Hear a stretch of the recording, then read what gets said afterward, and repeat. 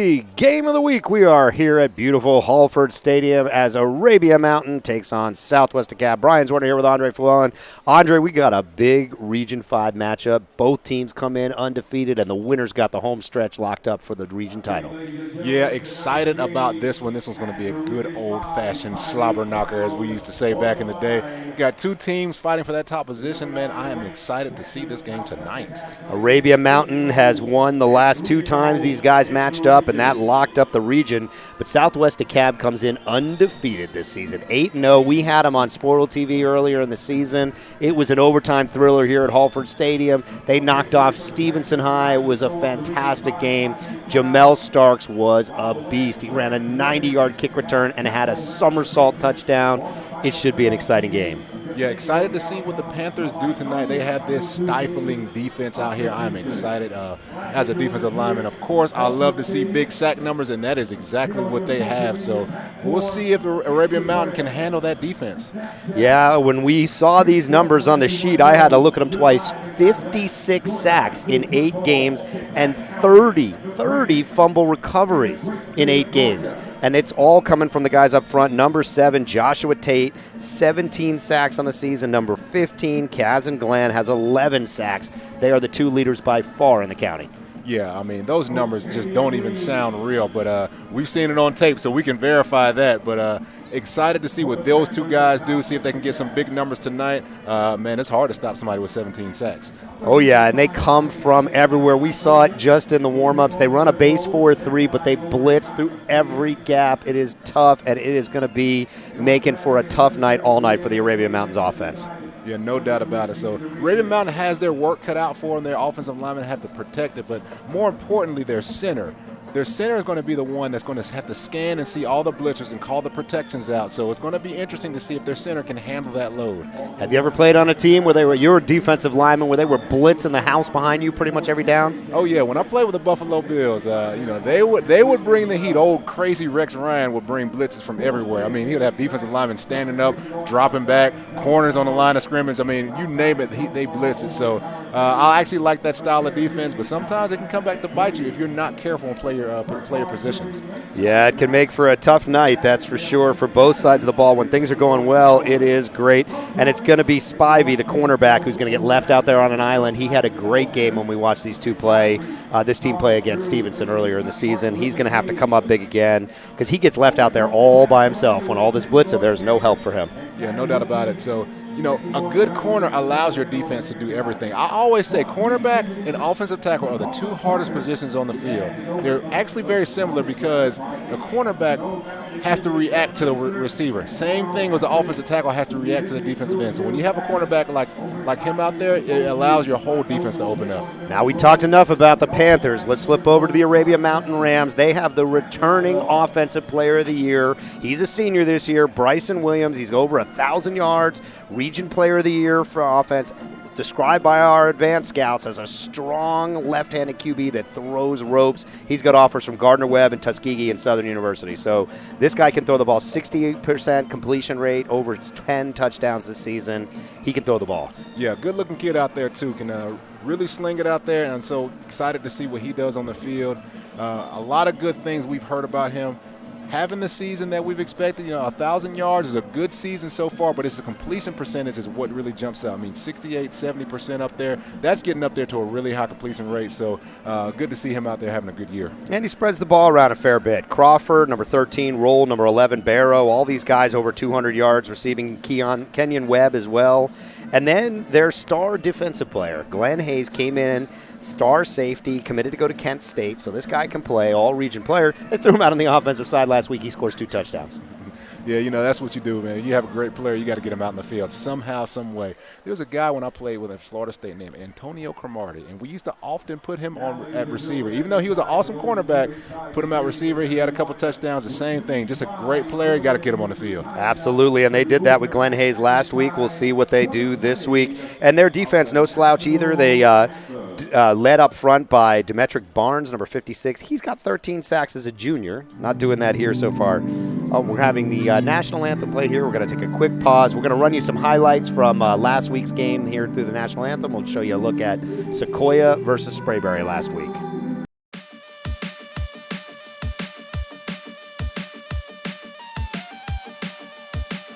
fakes it. He's got men out there in front of him. The defense is coming, and they are blowing Peck up in deep in his own end zone. Bivens going to hand it off on the jet sweep. Room for Worthy. Worthy going for the end zone, and it looks like he is in front of him. He's going to hand this ball off the left side. He's got a hole. He's got 40.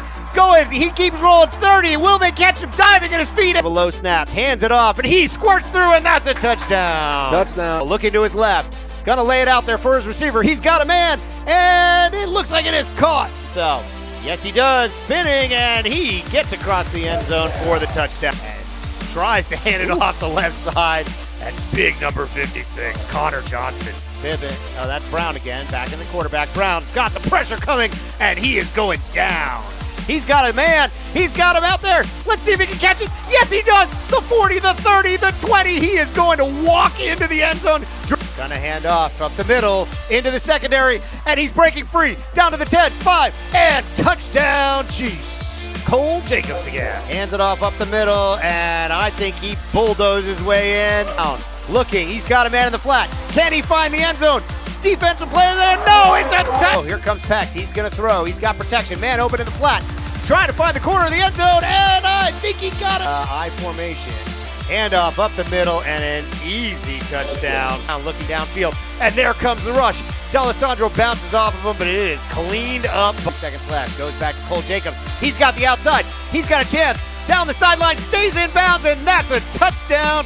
It's going to be a pass. They're looking back to Bivens. He's going to keep it himself. That's Worthy. Worthy was trying to pass that thing back to Bivens. He's still on his feet. Bivens, low snap, keeps it himself. He's got a lane, and he's into the end zone, and that's a touchdown.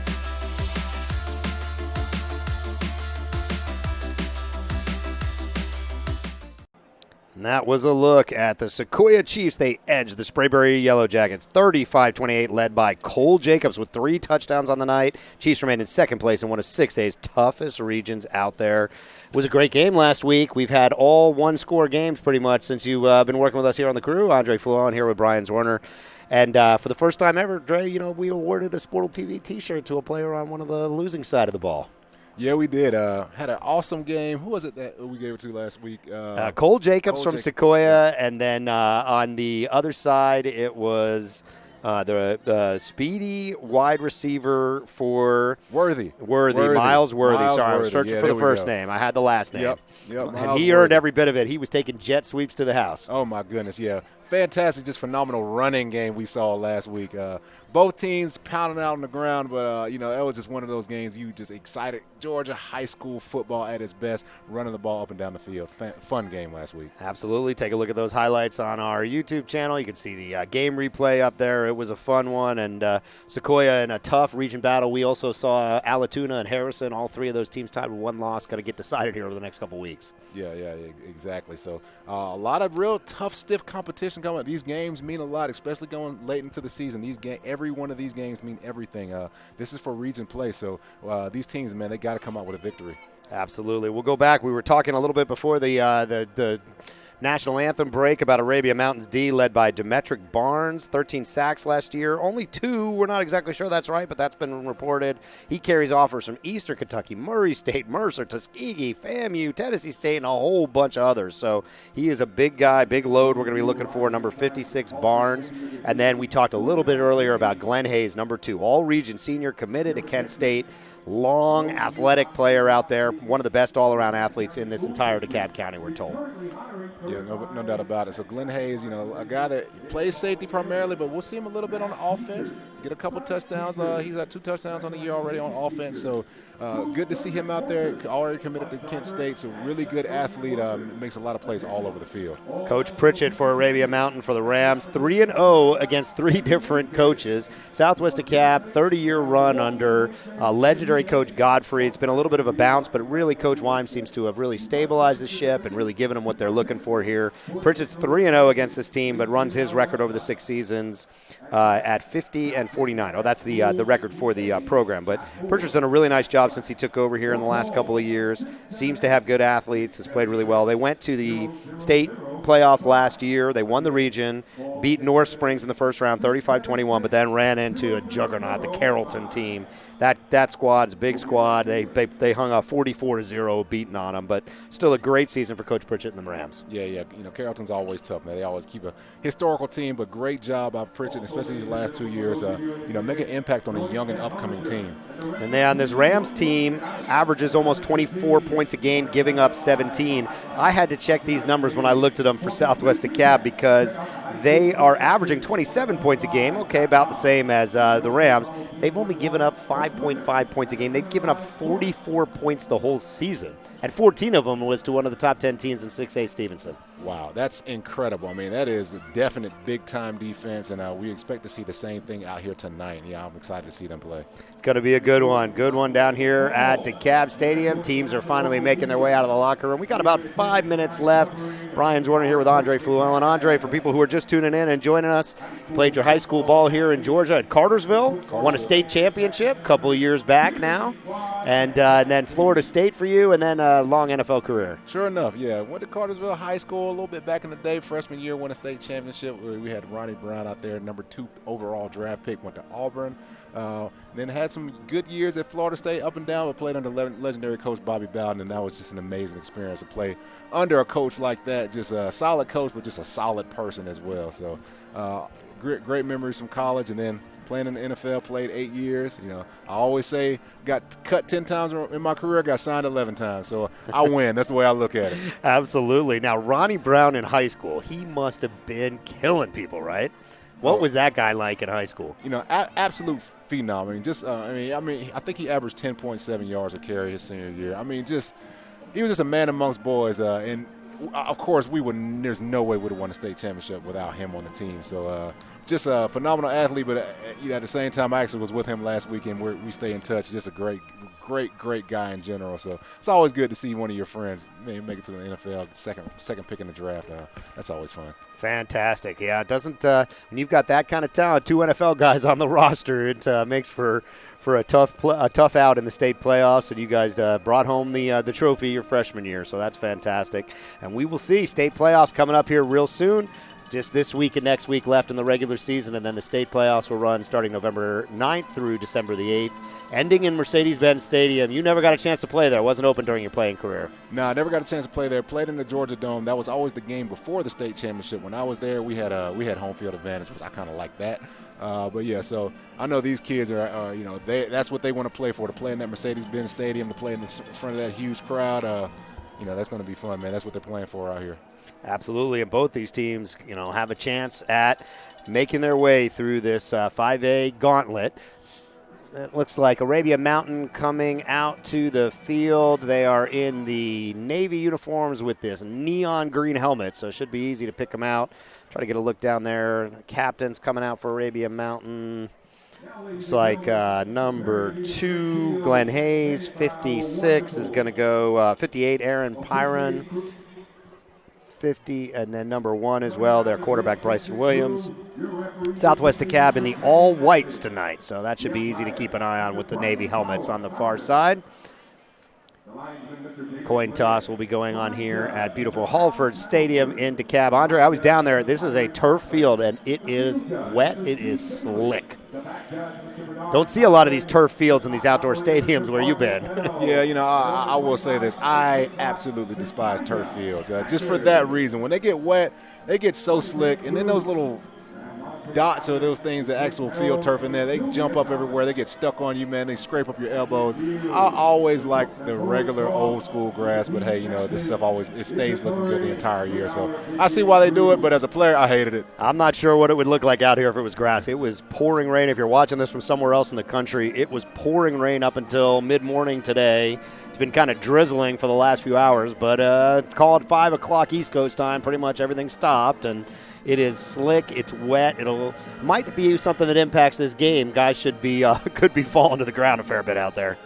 Yeah, definitely could. So hopefully these guys can stay on their feet. But for as a lineman though, it's actually an advantage because these running backs, these athletic guys can't cut the way that they want to with this slippery field. So it's actually an advantage if you can capitalize on it. Arabia Mountain will receive, and it'll be Bryson Williams, number 1, leading the offense for the Arabia Mountain Rams. As these players come out on the field, we got about 1 minute here to game time. As always, we are joined by Hot 107.9 and the Dirty Boys. They invade the best games this season with their Friday Night Highlights High School Football Tour, powered by Sportal TV. For more information on schedules, teams, and highlights, visit Hotspot ATL. And we are excited to have 680 The Fan and SportsX as our sports radio partner for the football season. They broadcast a great high school football game each week. Next Friday at 7:30 p.m., they will be live for the Battle of the Buckhead as Lovett takes on Westminster. You can listen live to this big-time match on SportsX on your radio, 106.3 FM or 12:30 a.m. or the SportsX and 680 The Fan mobile apps. Got some smoke down there. These guys are ready to go on the Southwest DeKalb side. Oh, yeah, got the smoke coming out. Reminds me of my whole high school days. We used to come out of the smoke, but they actually got the pink smoke for breast cancer awareness. Nice touch out there. They look hyped. They look like they're ready to play tonight. Yeah, both of these teams should be plenty juiced up. The weather is probably going to impact the crowd a little bit tonight. Seeing a little bit of a light crowd. Everything is soaking wet out here, as we saw when we came in. But this big region matchup will bring them out soon, we think, as everything is drying up. Looks like the Arabia Mountain team has finally made their way out, and we are down to zeros on the clock. But, Andre, they don't look like they're anything ready to get going here. Not at all. They're taking their time out there tonight. Walking out on the field together, Arabia Mountain looking like the Seattle Seahawks out here. Guy has a hammer out there, hitting the field, pounding the field. They look like they're ready to play too, man. This is going to be a fun one tonight. Oh, yeah, and that was big number 2 out there. Glenn Hayes, their defensive leader, slamming the hammer into the turf for Arabia Mountain Rams. Looking, like you said, like the Seahawks in that kind of navy and electric green. So should be a fun night. We see a lot of pink on the sideline for Southwest DeKalb. They're going all white, but a heck of a lot of pink out there. When we did the game last week, opening kickoff of the second quarter, they kicked it to fast number 1, Jamel Starks for Southwest DeKalb Panthers, and he housed it 90-plus yards. So let's see if Arabia Mountain, when they're up for kicking, whether they're going to put that ball in the hands of Starks. Yeah, if I'm their coach, I try not to do that. I say, look, kicker, you kick it as hard as you can. You kick that thing out the back of the end zone. But if you don't, do not kick it to him because he can house it. He got speed and explosive ability. Should be Arabia Mountain receiving this kick, so we won't see Jamel Starks and the Panthers offense for a little bit, but I'm excited to see what they do with it.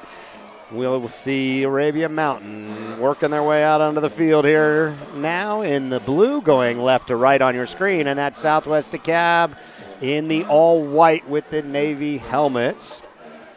Should be a big game here. Coach Wime's squad for the Panthers coming in undefeated. See if he can keep that streak going and lock down this region title with a victory tonight. Yeah, coming out on defense, ready to see them with those 56 sacks that they have. My heart is pumping as a defensive lineman, man. You get 56 sacks on the season. I just got to see what they're doing. So, when I call Cartersville, I'll say, hey, y'all might have to pick this up because what they're doing is working. Yeah, they got great athletes on the defensive side of the ball, and it all comes from those outside linebacker ends, Tate and Glenn, and we'll get a good look at the Southwest DeKalb Panthers here in just a moment, as we're just waiting for the referees to get everything settled and the kickoff to come here. Southwest DeKalb moving right to left, and we are off. It's a little pooch kick to the 20-yard line. Fielded at the 20, out to the 25, down to the 30, and blown up at the 30-yard line. Ooh, he took a stick. He took a shot at the 30-yard line. For some reason, it looked like he was running with his pad straight up, and if you run with your pad straight up, you will get knocked straight down, and that's exactly what happened right there. Big-time hit. Glad he's going to feel that one tomorrow.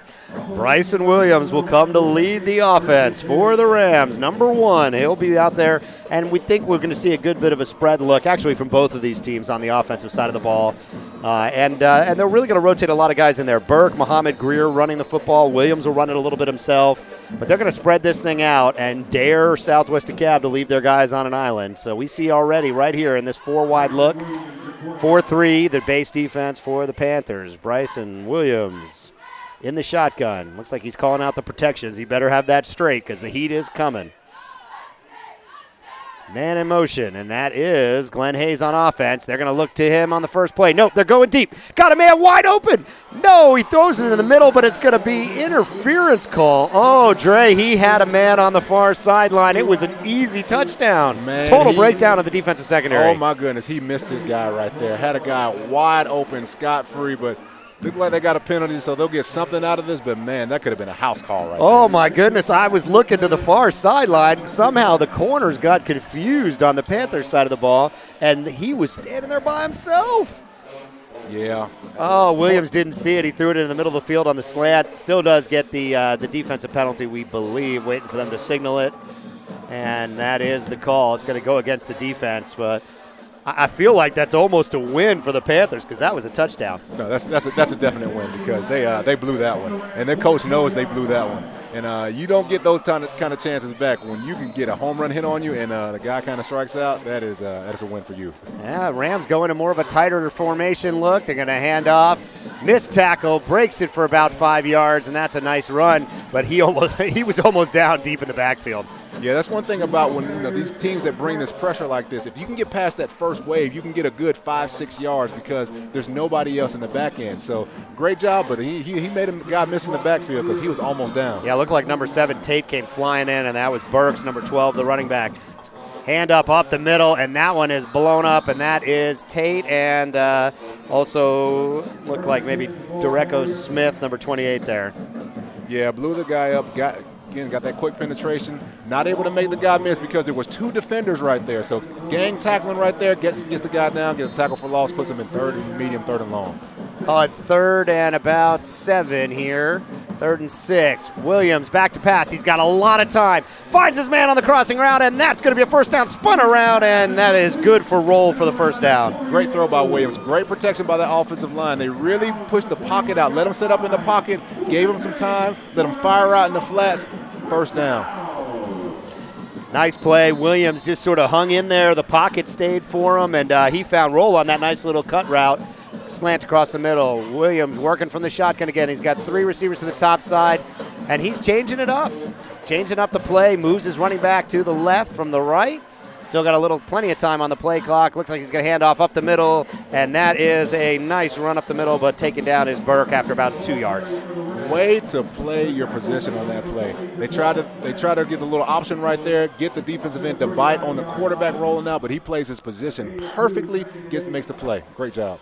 2nd down and 8. Williams going back into the shotgun. He's got 3 receivers in a bunch set to the near side. Panthers are shifting bodies all over. They've got 4 receivers now to the near side. Williams looking that way, tries to find a man in the middle zone, and it's picked off. Going the other direction, back to the 30, to the 40, and that is a pick for Southwest Dekalb.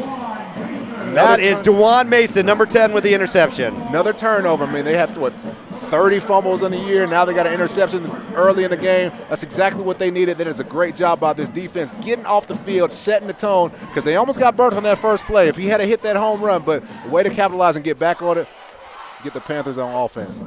Yeah, bad pass there by Williams. It looked like he was trying to throw it. I thought, again, he had the player open short in the zone, kind of sat down about 5 yards in front of that, and he kind of picked the wrong player, it looked like. Yeah, he had a guy wide open underneath and just try to get that extra yardage. But sometimes just getting that 5-6 yard throw, let your guy get the ball in his hands and make something happen. All right, it's Ryan White's turn, number 14. Last time we saw him, he was throwing the game-winning touchdown against Stevenson. He's going to go deep on the first play. He's got a man wide open, and that is a touchdown on the very first play. Brian Ulmer burns him. Ooh-wee, big-time play. He puts one out there. This guy beats his corner, burns him, leaves him in the dust.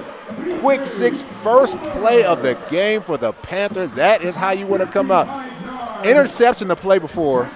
Touchdown on the very first offensive play. Man, that is how you want to start this ball game. Ryan White just sort of stood in there and just lofted it out there nicely for his receiver to go run underneath and get it, and that is a big touchdown. Yeah, Ryan White puts some nice air under the ball as well. Puts it only right in front of the receiver. He catches it in his stride, and, man, 6 points. Too quick for this game so far. Panthers jumping on it. Extra point is good. And that is 7-0 is your score. Ryan White to Brian Ulmer for the touchdown to take the early lead in this game. Dre, this game has started off lightning fast. We got an interception by Mason, and then very first play of the game, Ryan White just kind of stands in there, lost it down the sideline, and just let his receiver Ulmer run underneath it for the touchdown. Yeah, that's always dangerous coming out that first play of the game because the defense never knows what's going to happen. So, you don't really expect a home run hit first play right up, but again, big turnover, situational football. I like how the coach takes advantage of his opportunity and that momentum right there. Yeah, Wimes going right at him on the very first play. Fantastic start to this game. 7-0 is your score. And we will see the Panthers kicking off here shortly. Panthers in the all-whites with all the momentum. 9:46 left to play here in the first quarter. Panthers just jumped out on top of an interception by Mason. And the very first play, Ryan White to Ulmer for the touchdown. Kickoff coming here with 9:46 remaining. Panthers in white, kicking, moving right to left on your screen. Going to be fielded around the 10. Out to the 20. Tries to make him cut. People falling down. He's got blockers in front of him. That's the 30. That's the 40. He's got a lot of room. It looks like he's going to take it all the way. One man taking a fire at him. No, and it's a touchdown. 90 yards the other way. What kind of game have we just stepped into? We get an interception. We get a touchdown on the first play. Now we get a kickoff return already. Man, this is Georgia high school football at its best. Phenomenal. He gets some blockers, and this is what we talked about earlier. Wet out there on the field, people slipping around, sliding around, gets a great block at the 10-yard line, is able to punch it in the end zone.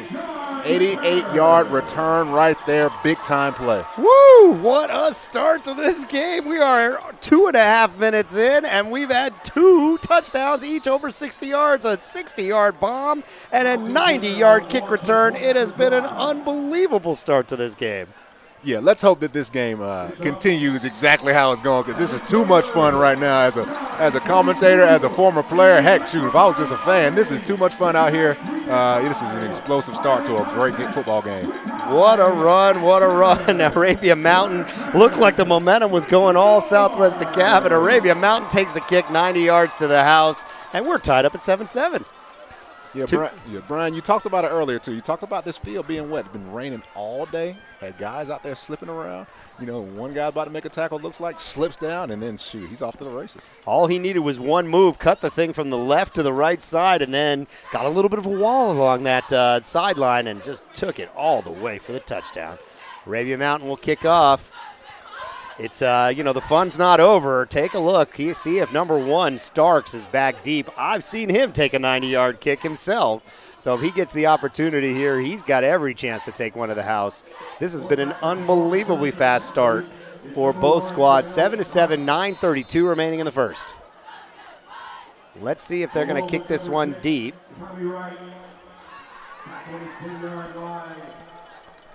It's going to be Arabia Mountain going left to right on your screen, and then Navy with the electric green helmets. And here comes the kick. He's just going to punch this thing short. Jumped on at about the 37-yard line. Nice safe play. They're not going to give Starks a chance to flip the momentum again. So actually, from the way he was set up, I actually thought they were going to try an onside kick right there. That may have actually been just a bad onside kick attempt. But I think they were even trying to capitalize on that big return to try to make something happen. They got the momentum in their favor. Just say, hey, let's just take our shot right here and catch these guys sleeping. So I think that's what that was. Just not executed well. But hey, I like the call. Yeah, and that'll start the offense just about where they started the last drive. They're at about the 38-yard line. 9:28 remaining. 1st and 10.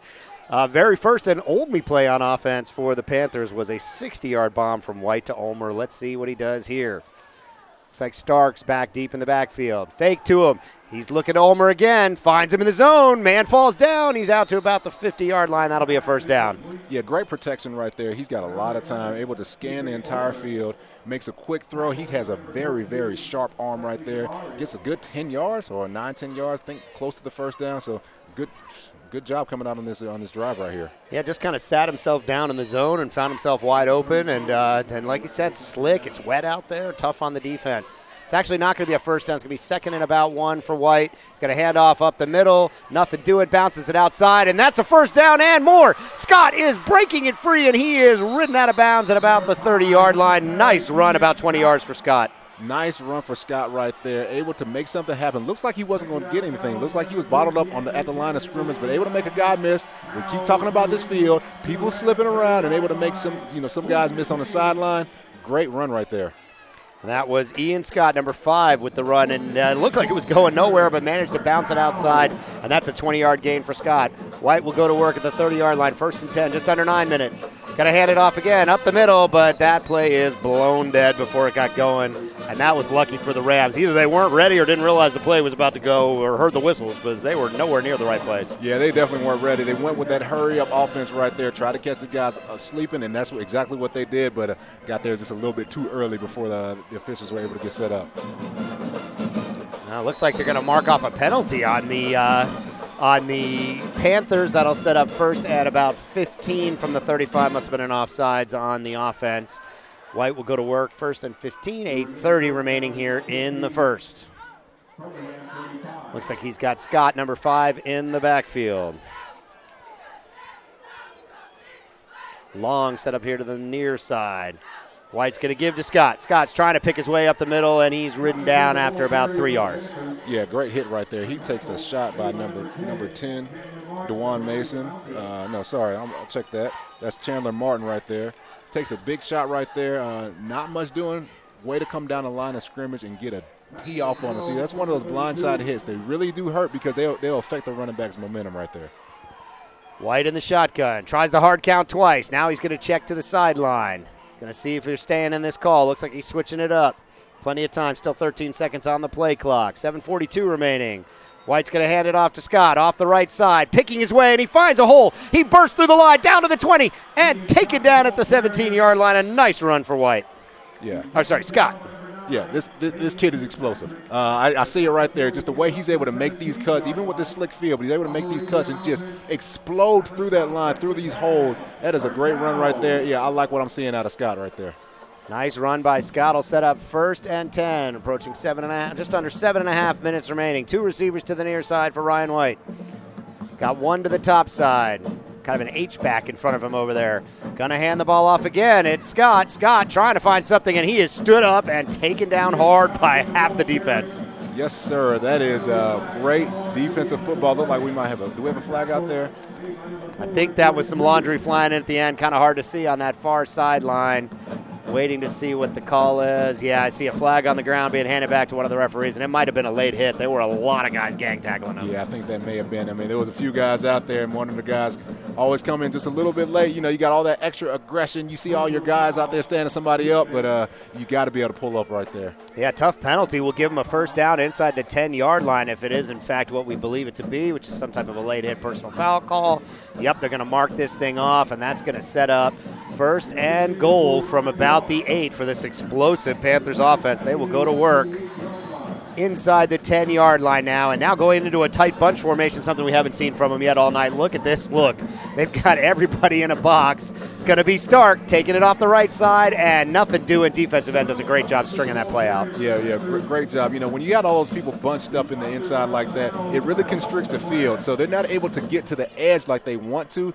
There's too many defenders over there, able to just stretch it out and just push them out to the sideline. Yeah, weird kind of formation look. They had all 11 guys in a real tight area for the Panthers. Moved away from the spread offense. It's been so effective for them. You like that kind of change, Dre, or you want them to stick with what's got them here? You know, I always say, you know, if it ain't broke, don't fix it. You know, and then when it gets broken, that's when you fix it, right? So when you try to switch things up, I understand you're trying to show them a different look, but especially right down here, you're in the red zone. You got to score some points right here. Stick with what you got. It's almost like some type of modified wing T type of look we were seeing from Sequoia last week. They got everybody punched in there. There's 4 guys in the backfield. I don't know where this ball's going. It's a high snap to Starks, and it's going to get whistled. Looks like there was a timeout. Yeah, timeout called by the Panthers before the play. Even they didn't like the play out there. No, they just don't look comfortable right there. And they need to just scrap that until they get it done. That is something the coach put in this week and just wants to try, you know, wants to do something different. I understand, I get it, but just go with your bread and butter. It's working. Let it keep working. Yeah, spread the field and let Scott and Starks hasn't really had a chance to do much yet. He was the one back there in kind of a wildcat type of look and some kind of wing T look. And first of all, that snap was well over his head. It was after the timeout was called, but it was high. Right. It was high and it was dangerous. 6:48 remaining here in this first quarter. We are joined, as we always are, by our friends at Hot 107.9 and the Dirty Boys. They invade the best games this season with their Friday Night Highlights High School Football Tour, powered by Sportal TV. For more information on schedule, teams, and highlights, visit hotspotatl.com. If you're listening to us live, they are out on the balcony area there by the concession. Go and check those guys out from Hot 107.9. I know they got a lot of stuff to give away out there. Dre, they didn't listen to us. They're coming back out in this funky four-man backfield and tighten it up. They're not going back to the spread. Looks like Starks is back deep here. We'll see what they do with it. They're going to hand it off to the up back, and no good. You know, they didn't actually get the first down on that penalty call. It's 2nd and 2, and now it's it was 3rd and 2, and now it's 4th and 2. They're signaling it down there. Yeah. I don't quite understand that. It should have been an automatic first down on that penalty, but apparently it wasn't. I thought it was. Hey, maybe this is. Must not have been a personal foul. It was some other kind of call out there. We couldn't see it from up here. Must have been some kind of defensive hold or something, because they did not get the automatic first down. So it's 4th down and about a yard, maybe 2. Critical play. They're staying in this kind of bunch formation with 3 backs behind their Ryan White under center. White's going to try to pick his way forward, and I don't think he got it. He does not get that at all. Great stand by the defense. I'll give them that, of course. I do not like that offensive series right there. You get down, you're in the red zone, 8-yard line, you just had a big penalty, and you just totally go away from the offense that got you down there. I do not understand that at all, but, hey, great job by Arabian Mountain right there great job by the Rams to stop them. You know, I give them all the credit, but the Panthers right there, they kind of shot themselves in the foot. Yeah, it felt like Coach Wimes' offense was clicking on every cylinder. Everything was working right for the Panthers. And then they went into this kind of heavy package, a lot of backs behind Ryan White, bunched everything in there and gave Arabian Mountain's defenders a chance to come up and make plays. Yeah, that's not their cup of tea. And so when it's not that and you have to score, I mean, you got to think, the Rams just had a big-time kick return. So you need to get up, you need to get that momentum back, and you have that opportunity to score right there, and you don't do it. I don't agree with that. All right, Rams offense will go to work. Handoff off the left side. Picking his way was Burke for maybe 2. So not much doing there on that play. Yeah, nothing doing on that one. Trying to get to the edge, but the sideline was his enemy right there. A lot of defenders over there just to bottle him up. Nothing on that play. Williams has only 10 yards passing so far, and the very costly pick that led to the quick touchdown.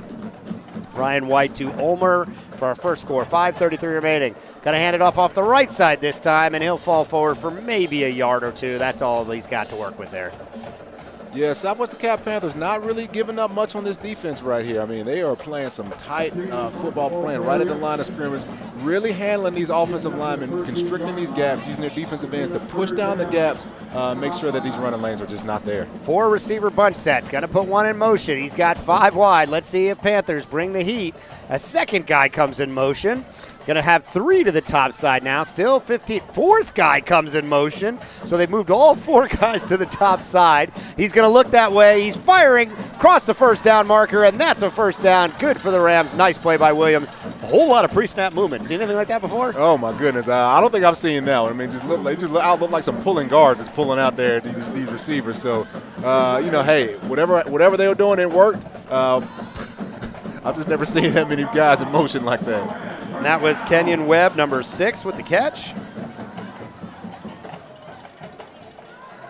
For the first down, they'll go to work. 4:50 in the first quarter remaining here. White's got 3 to the near side. A back with him in the backfield. He's going to hand it off the left. Cuts it back to the right. It's got a nice hole, but he just fell down there. Looked like he lost his feet, or maybe he didn't want to take that hit that was coming. Looked like he saved himself right there. That's exactly what happened. This guy gets out the way, sees his safety coming down the hill, about to absolutely take his head off, and says, you know what, let me make the smart play, get down, protect myself from taking a big hit. Yeah, nice run. We'll set up second down and about 5. A slick, wet field out here. It's been a rainy night. 4:30 remaining. Second down and 5 from about the, call it the 26, 27-yard line. Arabia Mountain driving. A little bit of movement out of the defensive line, and they're going to call that one. Hold on. So, all right, of course. Defensive lineman here, right? So this guy, they try to hard count. He jumps, but he does not touch the offensive lineman, and they never snap the ball. So in my defense, if I'm the coach out there, if I'm the defensive lineman who jumped, I say, hey, ref, they never snapped the ball, and I never touched anybody. I have the authority to get back. Unless they call it unabated, which it wasn't, I don't like that call. 1st and 10 nonetheless. He's going to hand it off. Cuts back to the left side, but the defense is there, and that is nothing doing for Burke. Yes. The linebackers pursue so fast from this Panthers team. Man, swarming defense, because that offensive tackle had a great block on the 3 technique right there. Actually washed him down the line of scrimmage, but the linebacker was able to float over top, compensate for him, and make the play and stretch it out. That's a fantastic play. Great job. They swarm to this ball, does the Panthers. We've seen so much speed out of their linebacker core. Kind of pistol look, going to hand it off, and nothing doing, and he is taken down again. So this is going to set up 3rd and call it about 5 or 6. Yeah, the Panthers are really on this run game right now. I mean, they are really stacking things up. They're flying around the ball. They're knocking offensive linemen back. They're really making it tough for Arabian Mountain right there to get anything going in a running game. So Arabian Mountain's going to have to make some adjustments and maybe get something in the air. Look like the middle linebacker, Dorico Smith, coming up on that play. Oh, it's over his head. Williams tries to pick it up. The defense is coming hard, and he just takes a seat before Tate blows him up. Yeah, high snap right there, not able to make something happen. He tried to get it back, but they got these Panthers guys flying around the field. Just has to just take it down right there. Yeah, Kaz and Glenn and Tate were coming from the outsides, and he was in a world of hurt if he had tried to stand up to that one. Just under 3 minutes remaining. That's going to stop this what looked like kind of a promising drive for the Arabian Mountain Rams. They kind of got 2 first downs in a row. Looked like they were moving pretty well, but that's going to put the stoppers on it. 2:40 remaining here as the Rams get set to punt. And the punt is low, and it's bouncing around the 50, the 40, taking a nice bounce for the Rams, the 30, and it looks like it's going to stop right at the 30-yard line. That was a lucky bounce for the Rams. Extremely lucky bounce, because that was not a good-looking punt. But, those are the ones that seem to just kind of roll in your favor, and, you get one of those pats on the back from your coach when you get to the sideline and says, that was a bad kick, but attaboy. That's all right. They'll go to work. Today's game brought to you by Sportal TV. The Sportal TV YouTube channel has the best live broadcast highlights and features on high school sports. Subscribe now to Sportal TV on YouTube. Slap that subscribe button. 2:22 remaining. Ryan Warner here with Andre Fluellen at Hallford Stadium in DeKalb County. Southwest DeKalb Panthers in all white taking on Arabian Mountain Rams, sporting the Seattle Seahawks look in the navy and the electric green helmets. Ryan White in the backfield. Gonna hand it off the middle, trying to fight his way, and that's going nowhere. It's gonna be 2nd down, about 9. Great job by the defensive tackle right there. I believe that was David Ndukwu. I can't say his name. Sorry, David. Number 68, able to stand up 2 offensive linemen right there, not give any push at all, and able to let the linebacker flow over and make the play. Fantastic job. I see what you're doing out there, big fella. All right, David, we're going to go Ndukwu.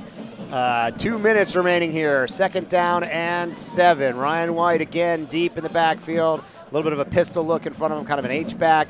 He's going to hand it off to the right side, and that is going absolutely nowhere. It looked like Demetric Barnes, number 56, and a slew of defenders standing him up.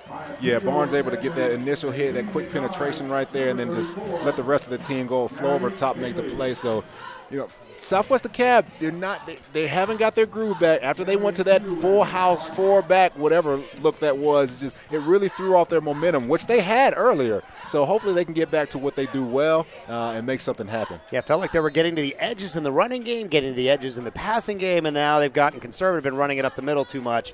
1:10 remaining, 3rd down and about 7. 3 receivers to the near side. Ryan White in the backfield. He's looking across the middle. He's got his man. Defender fell down, trying to turn it. Making a play up top, and that is Brian Ulmer again. So these referees, they missed a holding call on the inside because, of course, I'm watching the defensive line and also I'm watching the linebackers. But Demetric Barnes hits a nasty spin move in there. Gets scot-free, but then gets tackled by it. So they missed one, but, hey, great play out there, able to get the 1st down. Nice job by White and Ulmer again. Ulmer been his favorite target. He's got a 60-yard bomb for a TD and about 85 yards receiving. All receiving yards have gone to number 11 Ulmer so far. White in the backfield. He's got 2 running backs with him. Tries to get this ball to Starks, and Starks has just stood up, There is nowhere to go, and down he goes. Looked like Chandler Martin, number 10, with the tackle. Yeah, nowhere to go for Starks at all. I mean, just bottled up. These offensive linemen are just getting pushed back, not back in the backfield. And anytime that happens, it makes the running back hesitate his feet. So when the running back has to hesitate his feet, he cannot hit the holes properly. He cannot make the cuts. The vision's not there. Everything just gets messed up when these offensive linemen get pushed back in your lap. And they got plenty of size on the line. Antavius Zachary, number 51 for the Panthers, goes 6'3", 315. That is a big boy in high school football, but they are still getting pushed around up front. Going to set up second down and about 11 from the 45. That ball is over White's head. It is bouncing around. Nobody sees it, and the Rams have jumped on top of it. Big plays. We've seen a lot of high snaps tonight. So another one, nobody sees the ball. The Rams get it back. Now they are able to do something. Maybe they can capitalize right here, but the Panthers right here, man, shooting themselves in the foot. Just a bad center to quarterback exchange, and then it looked like nobody from Southwest Dekalb was looking for the ball. And that's the end of the first quarter. We're going to come out of here in the start of the next quarter. It's going to be, it looks like they're signaling third down. Maybe the Panthers jumped on this thing way back there at the end of that play. Okay, hey, we don't know. It started out with some excellent football, and then it got really sloppy these last few series. So we'll see if they can pick it up. Yeah, if you're just tuning in now, we had an interception at the 9:55 mark in the first quarter by Mason for the Panthers. Very next play, Ryan White hits Ulmer on a 60-yard bomb to take the 7-0 lead, and then the kick off by the Panthers is taken back 90 yards by the Rams to tie it back up at 7-7, and that's been our score since the 9:32 mark here. We are at the end of the first quarter from Dekalb, from Hallford Stadium. Today's game is brought to you by Sportal TV. The Sportal TV Twitter handle is the place to go for live updates for the best high school sports. Catch videos, pictures, and game updates from the Atlanta Gridiron. Starting soon, we'll be covering basketball. Follow at Sportal Space Now on Twitter. Well, they're flipping the field, but it looks like the offense is staying out there for the Panthers. So it didn't, from where we're standing, it sure didn't look like they had a chance to jump on it, but apparently they jumped on that one. Yeah, sure enough. I could have sworn Arabian Mountain got the ball right there, but I guess Southwest Dekalb jumped on the ball, so they got third and about 22 right here, so we'll see what they can do. Hey, third and 22 is a lot better than first and down the other way. So Panthers offense, they're going to need a bit of a miracle here. Ryan White's got 3 to the top side, 1 to the near. He's been looking to Ulmer, number 11, all night long. Let's see what he does with this one here. He's going to throw this thing out. He's got a man open, but it is well out of bounds, and that is no good for Muhammad. Yeah, they were ready for that one. They weren't going to get hit twice with that. So they're ready for that long bomb. Cornerback in a pretty good position. White could have underthrown that right there. And if he had underthrown that, he actually would have put the cornerback in a great position because the receiver, because the cornerback was so far behind because they were ready for that long bomb. So actually missed one, even though the corner's in good position. Could have underthrown it, made a play. And we are seeing a little bit of rain starting to come down here behind us. So far, we're still okay here where we are situated. But we will be keeping an eye on the weather here at Hallford Stadium. The rain has started to come back down again, and hopefully we'll be able to stay live. You keep an eye on the Twitter channel. If we have to get interrupted due to that, we will be live updating as best we can on Twitter. Punt's going to be from the 20. Kicked away. It's a good kick. Going to be fielded about the 35. Missed by the first guy. Second guy is there, and he's taken down at about the 42-yard line. That'll set up first down for the Rams offense at about the 42-yard line. Yeah, actually great return because he had a guy right in his face right there. So able to shake the first defender off, get about 15 yards on that return, and then he gets tackled. But that's a fantastic return because I thought he would have fair caught that. And that is where the Rams will take over. 11:25 remaining. Next week we'll be live for 2 more another Dekalb battle. Number 6 Tucker will come here and visit Stevenson in region title and playoff seating on the line. Tune in live 7:30 p.m. on Friday, November 2nd. SportalTV.live or Sportal TV on Twitter or YouTube. Williams will go to work here for the Rams. He will hand off, trying the right side, nothing doing. No, nothing at all. Wrapped up in the backfield, big-time tackle for loss, quick penetration. That's what we've been seeing from both defensive lines. It's good penetration, knocking these guys back and able to get these running backs in the backfield. Yeah, didn't do nothing there. It's going to set up second and about 12 now. Just approaching 11 minutes here remaining in the first. We got some good size on the offensive line, too. Sorry, in the second. Aaron Pyron, number 58, big, powerful player going to Georgia Southern. Rick Moore, number 72, 6'4", 285-pound sophomore. So plenty of size on both sides of the offensive ball here from both of the Southwest DeKalb and Arabia Mountain. Playing up in, it's cool being down here in Southwest type of part of Atlanta and all that, because I never got to play down here, and that's one of the things when I was in high school. I always wanted to play one of these Atlanta schools down in Atlanta area, just because of the bands. I used to love hearing the bands. I used to love watching them Friday nights after our highlights of our games. They got one band over here playing a Pastor Troy song. You might not know about Pastor Troy, Brian, but one of my favorite artists growing up. So all that stuff always excited me, man. I just wish I had the opportunity to play. There's got to be 75 strong in this Southwest DeKalb band over there, and they are rocking the Arabia Mountain band in green over here, Southwest DeKalb in blue and yellow on the far side. All right, back to live action. 10:56 remaining, coming off this timeout. Second down and about 12. Williams will go to work. Man in motion. He's going to come into the H-back slot. Fakes it to the handoff. Trying to find something. Heavy pursuit, and he just has to throw that thing out of bounds. That was Kazan Glenn, number 15, coming hard and fast. Yeah, he was bringing it right there. Beats two defenders, hits a swing move off the line of scrimmage, and then also cuts inside underneath the running back trying to block him. Able to just make the quarterback roll out and just have to throw it away. Nice job. It's been exactly who we thought it would be. Number 15, Glenn, number 7, Tate. They are living in the backfield as they have 30 sacks combined between the two of these guys on the season in just 8 games. So they bring the heat, and they bring it all the time. There's a lot of movement on the front of this line, too. They're going with only really 2 down linemen. Williams scanning the field, finds his man across the middle, and that's complete to Roll again. Hey, great pitch and catch right there. For a defender, that's always hard to stop those slants, those angle routes right there, because he's going inside towards the middle of the field, puts the defender on his backside hip, able to get up, reach his hands up and snag that play. So that was a fantastic throw and catch right there. That ball went over the linebacker's hands by just a couple of inches, because there was a linebacker playing almost center field safety type of thing in there, and it just went right over his hands for the completion. Williams is going to have 4th and 1. It looks like they're going to go for it here on 4th and 1 from midfield. Just about 10 minutes remaining. He's moving around and trying to get the play he wants here. Still moving around, maybe just trying to draw him off sides. Hands it off up the middle, and a great play, and that is blown up by Tate for the stop. That's what we've been talking about. Big Joshua Tate, number 7 out there. Beats his man off the line of scrimmage, gets a great jump on the snap. They tried to hard count him to slow him down, but that didn't slow him down not one bit. Able to get in the backfield, get that big tackle for loss, and flip the field. And they will take over the Panthers at about just inside the 50-yard line. We'll see Ryan White come back out. Dre, I know you want to see these guys spread the field out and throw the ball a little bit here. Yeah, I really do. I really want them to go back to what they're good at.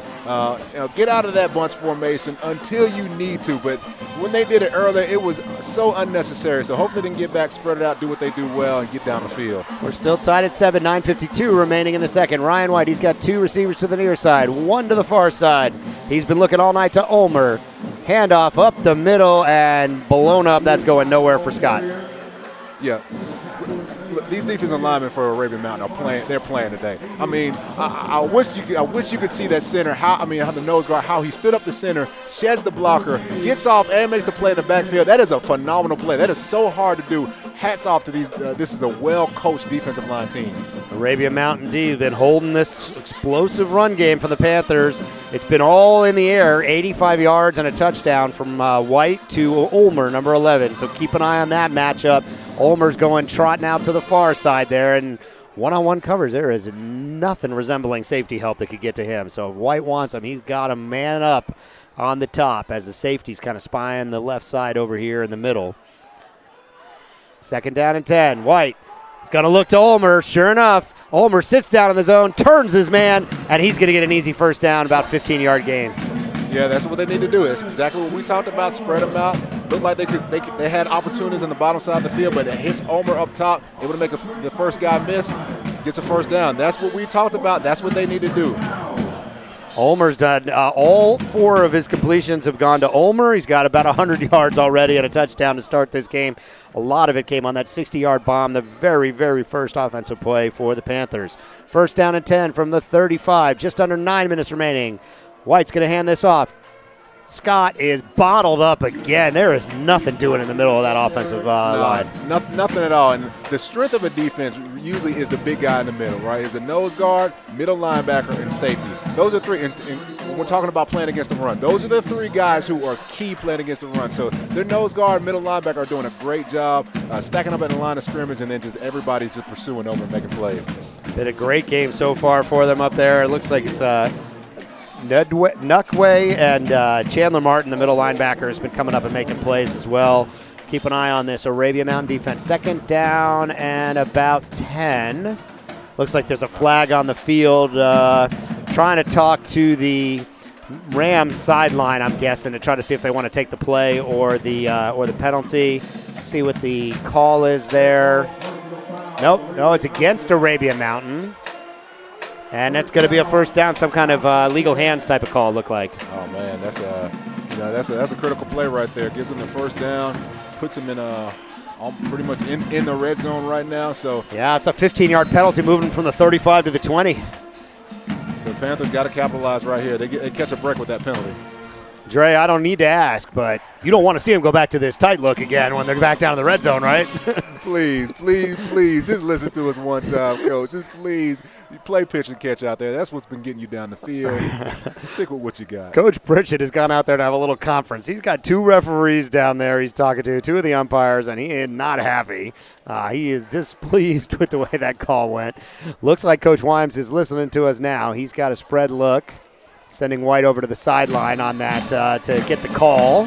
But they were running a nice spread look out there, had four wide receivers, 2 to either side. So Coach Wimes is listening to you, Dre. He's ready. 8:14 and the clock is running. First down and 10, right nose of the ball on the 20-yard line down here. Nice spread look for the Panthers. Let's see what Ryan White does. Takes a man in motion. Jet sweep to the right. He's got some blocking. Oh, and he falls down. Just lost his feet out there, and that's going nowhere. And that was number 1, Starks, coming from the outside. Yeah, it looked like he had some room out there. Tried to turn upfield, but his feet just get out from under him. And that's going to be the difference. Started to rain a little bit, got a little bit more damp and soggy out there, and just slips from under his feet. Yeah, we're looking at the lights behind us, and I still see rain coming down. We are sort of protected where we are. As long as the rain doesn't get too hard, we will stay online. It's a wet and soggy night out here. It's a turf field down there. I walked it earlier, and it was already slick, and it wasn't even raining. Second down and 12. A loss of about 2 on that jet sweep that went nowhere. Ryan White keeping the offense in a bit of a spread look. 2 to the far side, 2 to the near. He's going to put a man in motion again. Fakes the jet sweep this time. Throws it out to his receiver, just kind of sitting down in the zone, and that's really not going anywhere. That was number 2, Muhammad, and he maybe got 2 yards. Yeah, didn't fool anybody with that jet sweep fake right there, especially after the wet field and somebody just slipped. So they're not really going for that one. Tries to pitch it out to the flats, hits a guy, but the defense is ready for that one. Yeah, they're going to have to go down the field here, it looks like. It's just under 7 minutes remaining, third down, and call it 10. Ball back to the original line of scrimmage. Right at the 20, they got to get just about to the 10-yard line to get this first down. Southwest DeKalb moving left to right on your screen in the all-white. Arabia Mountain in the blue and the green. It's been a good game. 7-7 has been our score since the 9:32 mark when Arabia Mountain ran a kickback for a touchdown after an interception by the Panthers and a 60-yard bomb put them up 7-0. Ryan White working with the spread here. His man all night's been number 11, Ulmer. Keep an eye on him at the top of the screen. White flushed out of the pocket, and he's going down. Yeah, tried to step up in the pocket right there, but they were waiting on that pocket collapse really quick. Steps up and takes a big-time shot. Big sack right there. Way to go, Arabian Mountain right there. That's a good play. Defense has been moving the ball well. Both of these teams are pretty heavily penalized, and we've seen a little bit of that tonight, creating opportunities. They go at least 50 penalty yards a team here. So we'll see. They can kind of stay in there. I don't think we're going to see the field goal unit come out for what would be over a 40-yard attempt. The kicking game I don't think is there for Southwest DeKalb. At this point, there's no point in punting. They're going to probably go for this one. Oh, yeah, you got to go for this. You're having success with Ulmer out there, so I think he's the guy you're going to be looking at. So hopefully the Rams are ready for him. But, get in that spread offense and make something happen right here. Looks like we're going to get another timeout call. This one's going to be the Rams getting a defensive timeout with the 5:30 remaining in the second. Coach Pritchett doesn't want to let a play get off here he wasn't ready for, so we'll see there. Do you want to see your favorite team on Sportle TV? Send us your best highlights via Twitter DM or tag @SportleSpace, and you might see your favorite team on Sportle TV. Brian Zorner here with Andre Fluellen. 5:30 exactly remaining in the second quarter. And this drive kind of started at the 50. It was powered by a 15-yard personal foul, and they sit at the 20-yard line. So let's see what they've got going here. 4th and 13, not really a good kicking situation. So Panthers are going to try to go for it here on 4th down, apparently. Yeah, just the way this game started, I would not expect it to be like this right now. I mean, it just started out with so much excitement, explosive plays, and it just kind of just settled down. People just getting away from their momentum, not able to capitalize on the momentum that they had, just getting off of their rhythm. So the team that is able to get in their rhythm, get in their game plan, get in their groove, is going to have the best chance of success to win this game. So we'll see who can find that momentum first. We were on pace for about 100 points on either side. At 9:32 mark, we had 2 touchdowns. We haven't had one since. It's 5:30 remaining. See what this Arabia Mountain defense, they look like they're dialing up pressure here on 4th down. Pocket holding, lost it out to the end zone, and that is going to be picked off in the end zone. Not really going to hurt him too much, but it's going to set up 1st and 10 at the 20. Yeah, no harm, no foul right there. 4th down, going to be turnover anyway. He actually had it blocked up pretty well, so the defenders in the back end, great job of bottling everybody up or smothering everybody so the receivers can't get open. Get a pick right there, but get it back at the 20-yard line. No big deal. Yeah, if he caught it, if he didn't catch it, 2 yards either which way. I guess they want that interception stat. That is the first pick. White's had a pretty good game. He's thrown for 100 yards and 1 TD, but now that 1 interception to go along with it. 7-7 is your score. 5:24 remaining in the half. Looks like Arabia Mountain's sitting on 2 timeouts here. Plenty of time with 5.5 minutes. And we'll see if Williams can get this offense going. He really hasn't had much. He's connected a couple times with Roll and once with Webb for about 30 yards. He's thrown 1 pick. And he hasn't really gotten into any kind of offensive groove. So this is a good quarterback. Offensive player of the year from last year. Offers from at least 3 colleges that we know of, Gardner-Webb, Tuskegee, and Southern. 60% completion rate, but he's not getting it done so far. Yeah, not yet. Hopefully they let him actually throw the ball a little bit. Just put the ball in his hands. I mean, you got the player of the year last year. Put the ball in his hands. Allow him to do something out here. So hopefully I see him throwing the ball right here. Let's see if the Panthers keep bringing the heat. They've been doing it all night. Going to throw into the flat, high shot, and it's no good. And that'll set up 2nd down and 10. Yeah, too high right there. Tries to throw it over the head. There's a defensive end right there. Got his hands up. So that always makes a quarterback throw high. So a lot of times you think, it's about always getting the sack or getting a hit. But a lot of times just being in the quarterback's face, it makes him throw it a little bit higher, throws it over his receiver's head. Even 2nd down, so great play by the defensive end. 2nd and 10, 5:20 remaining, kind of staying in this spread look. They got 2 to the top, 1 to the bottom. Williams will go to work here. Fakes the handoff. He's got time. He's looking around, scanning the field. Pocket's breaking down now. He's on the run, and he is going down well behind the line. Looked like he even lost the ball at the end there. Yeah, I mean, had plenty of time, but the pocket broke down, and then that pursuit, man. That pursuit by the Panthers right there is swarming. Once you give them a little bit too much time, the cornerbacks really held up on the back end and able to get a big sack. Yeah, you can tell why this Panthers team's only given up 5 points per game, 5.5 points per game through 8 games, because they come and they come hard, and it has been number 7 Tate, number 15 Glenn all night long getting after the quarterback, as they have all season. Clock running just under 5 minutes. 3rd down and a long way, and it looks like going to be a timeout call before the play, apparently. Flag. Oh, no, looks like flag on the play. Going to go against the offense and push him back even further. It's going to be 3rd and almost 20. Yeah, that's not what you want right there. Try to get a hurry-up offense going right there, but offensive lineman moved just a little bit too early.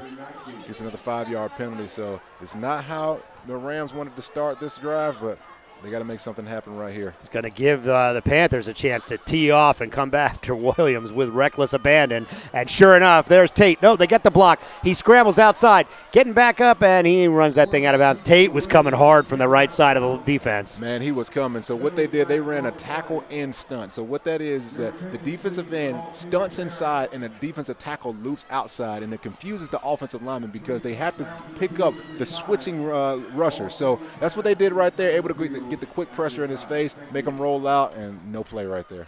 Yeah, 4th down and about 11 based on where he went out of bounds. Let's see, it may have been a flag on that far side. Looks like they're picking it up over there. Wait a minute. There was a flag. It's against the defense. And is it going to move the chains? No. Looks like it's going to set up 3rd and 2. We didn't catch the call there. It must have been some type of a defensive hold or something, because that's going to give him another chance at this thing. Yeah, defensive holding is the call we just heard through the loudspeakers. 3rd and about a yard. What a break for the Rams. Just about 4 minutes remaining here in the half. Williams setting up. He's got 3 receivers to this near side and 1 back with him back there. Let's see what they dial up. Going to hand that ball off, and here's another penalty. Oh, my goodness, Trey. This has just been a tough stretch. Yeah, this has just been some sloppy football right here. Another false start, backs them up. They have an opportunity. It's 3rd and 2. They get a chance with a penalty, then they back themselves up.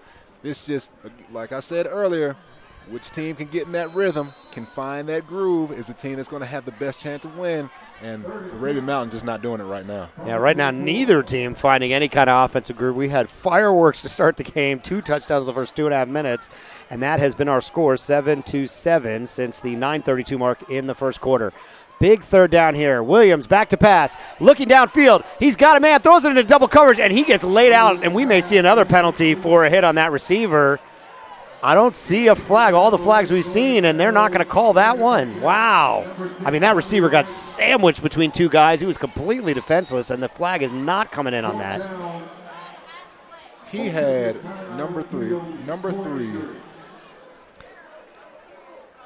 He was wide open down the field for Arabia Mountain. And Anthony Garrett. Oh, he got wide open at the bottom side of the field. Wide open. Nobody around. A complete defensive breakdown right there. Has him wide open. He's mad right now about that because he knows that was a touchdown if he gets the ball to him. Had the time, pocket stayed up, able to contain those big rushers, but he missed one right there. Well, and Williams threw that thing into double coverage and got his receiver creamed. I mean, absolutely crushed by 2 defenders, which is such a big point of emphasis in things like in the NFL, at the college football level. You can't make a hit like that anymore. No, not anymore. They're really trying to protect these guys, man, and just make this a safer football game. But on the other side of that, the quarterback has to put the receiver in a good position to not take those types of shots. Yes, it is on the defenders now to be more cognizant of not hitting high or not hitting in the head and neck area, but the quarterback also as well has to put the receiver in the best position. A tough play out there for the Rams, and the Rams are going to kick here. 3:30 remaining. Will be a good field position, a good opportunity. It's a low kick. It's going absolutely nowhere. Picked up at the 40, at the 45, at the 50, dancing around and going down is Muhammad. Yeah, bad punt right there. A guy able to pick it up, make a little bit happen, but sloppy punting out here tonight. Not one of the ones we saw earlier. There's one of the ones that end up bouncing and taking a roll. That one did not take a roll in their favor. Yeah, and that'll set up 1st down and 10 from about the 50-yard line here for the Panthers. 3:18 remaining, but they've only got 1 timeout. They've had some timeout problems out there. So they'll just have 1 timeout and a chance to try to get things moving. Waiting for White to get settled in here.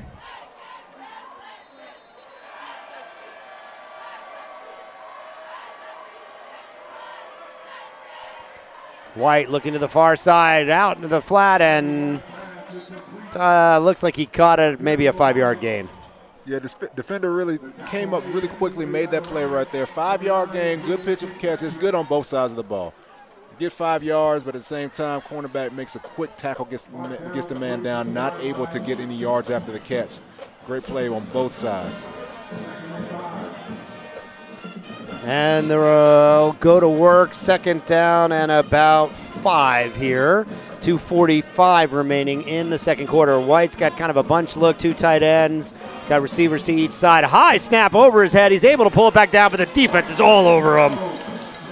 Another high snap. These snaps all night. I don't know if the balls are wet or I don't know what's going on, but there have been a lot of high snaps tonight, and they've caused a couple sacks like this. You know, these as a lineman, hey, I love sacks like that. And you got to be the first one to come down there and touch them. So, but yeah, they got to get this together. They have to start playing just better football. This is just not good football out here, and I want to see them play more fundamentally sound. These high snaps, these penalties, these things just cannot happen. They got to get it together.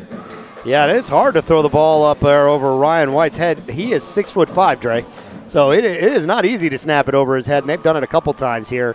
White will be facing third and a country mile, third and about 15, just under 2 minutes remaining. Kind of surprised the Rams weren't calling time out there. White surveying the field. He's got to put a ball out there for his receiver to make a play. It's caught with about 2 yards to go, but I see a flag down kind of in that holding area. Let's see if we can get an early call from the referees. You just didn't see what they were going to be signaling, but there's a flag down on the play. Yep, it's going to be a hold against the offense. And it would have been 4th and about 2. Might have been a decision to make for Coach Wimes, but that's going to put him in 4th and about 25. Oh my goodness! Yeah, another penalty, and you said earlier this is two highly penalized teams, and we're seeing it tonight. If these teams want to go deep in the playoffs, right? Because this is Southwest Dekalb undefeated right now. Want to go deep in the playoffs? They have to shore these penalties up. They have to play better situation and fundamental football. They will not last long playing like this, playing sloppy football, because there are going to be some great teams in the playoffs. So hopefully they can get this together. Hopefully both teams can shore this up tonight, because we need to see better quality football from both sides of the ball. Yeah, it turns out he must have caught that out of bounds. They declined the penalty, so it's going to set up 4th and 15 from the 45. Quick snap and a punt. This thing is a nice high kick, going to be fielded about the 20-yard line by the Rams. Making his way to the left side, gets a huge block. One man to beat, tries to stiff arm him, but he goes down. A really nice open field tackle to keep that thing from being a big return. Yeah, that was a fantastic tackle right there. Gets a huge block. Way to not hit the guy in the head, way to not stay away from the head and neck area on that block, but gets a big-time block, gets to the sideline, but defender makes a fantastic play to get him down. One-on-one, that's a tough play. 1:31 remaining, and that's going to set up first down. Looks like he was pushed out at about the 33-yard line. So 1:31 remaining in the half here. Both offenses have completely stalled out. We've had fumbled snaps. We've had 4th down stops twice already since the offensive explosion to start the game. We will see what Williams does here. He's got 3 receivers to the far side. He's mostly been looking at number 11 roll tonight. And referees are waving in here some kind of uniform violation, apparently. Oh, they're okay with it, and we're ready to roll. 1:31 remaining, 1st and 10 from the 33. Williams for the Rams will go to work. Puts the man in motion to the left side. Looks into the flat. Defense is coming hard, and he is taken down well behind the line of scrimmage. There were 2 defenders that were about to blow that play up. All right, so actually great play call, just wrong timing. To run the screen right there, because defense has been bringing pressure all over the field, getting in the backfield. So what you do on those screens is you let the defense actually come upfield. You invite them upfield, invite them into your face, try to dump one over their heads. But, Southwest Dekalb was all over that one. Yeah, clock is running, 1 minute remaining. Williams looking to the near side. Defense was coming hard again. It looked like they kind of got his arm on that one. And he is not getting any kind of time to throw back there. Oh, Joshua Tate is rushing out at that defensive end outside linebacker position. He is coming hard. I like how he bends the corner, gets his hand up, doesn't get the sack, but affects the throw, and that is almost just as good. Yeah, Tate has been bringing the heat all night long and all season. 17 sacks and 6 forced fumbles. This guy is a beast out there, and he is showing it tonight. Timeout for Arabia Mountain. They are going to think about what they want to do here with 49 seconds remaining in this second quarter. So we will see what they do on the other side of the timeout for Coach Pritchett here in a critical 3rd down situation. at this point. We will see what they've got going on. We are joined, as we always are, by Hot 107.9 and the Dirty Boys. They invade the best games this season with their Friday Night Highlights high school football tour powered by Sportal TV.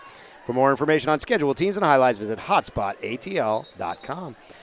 Dre, you think the Panthers, if they get a stop here, if this ball's in bounds, call timeout, try to give themselves a shot, or with 49 seconds, you're happy to go into halftime 7-7? You could give yourself a shot. The punters haven't been the best tonight. Had some big returns already, so if they can get a stop right here, stop the clock, I think they can take a shot, get a timeout. Ryan White showed he can do the big play through the 60-yard bomb on the very first offensive play for the Panthers. Williams has got a man in motion. Rush is coming, and he is going down. Woo, the Panthers just keep coming and coming. That looked like number 40 there. That was Jaquan Smith, defensive end. Man, they're just waves and waves, but there's another flag on the field, and it may be going against the defense. Another flag on the field right there. But big-time rush, able to bend the corner, holding on the offense. Penalties decline right there, but, man, they are bringing – I see why they have so many sacks this year. I mean, how many do they have tonight already? Oh, at least four or five. Yeah, they just keep bringing the heat. And this is going to give the Panthers a chance here. I mean, there's still 40 seconds, 39 seconds. It looks like the rain's still coming down lightly around us. Not pouring out here, but definitely light rain, and that's certainly contributing to the woes. Southwest Dekalb had to call timeout there. The clock started running after the holding penalty, which was declined since he was tackled down in bounds, and Southwest Dekalb let 11 seconds run off there. Yeah, that if they're trying to score, that is a mistake right nope, there. They're putting it back on the clock. Okay. So all right, good. Okay, they did signal it. The clock operator just didn't catch it. So, yeah, 35 seconds they're saying here, apparently. It's a little communication from the referees. Don't have those guys mic'd up down there, so we can't hear them. Right. 38 seconds, apparently. Okay, they're still working it out. Looks like Arabia Mountain's going to have to punt here. Coming up here shortly, and we'll see what they got going.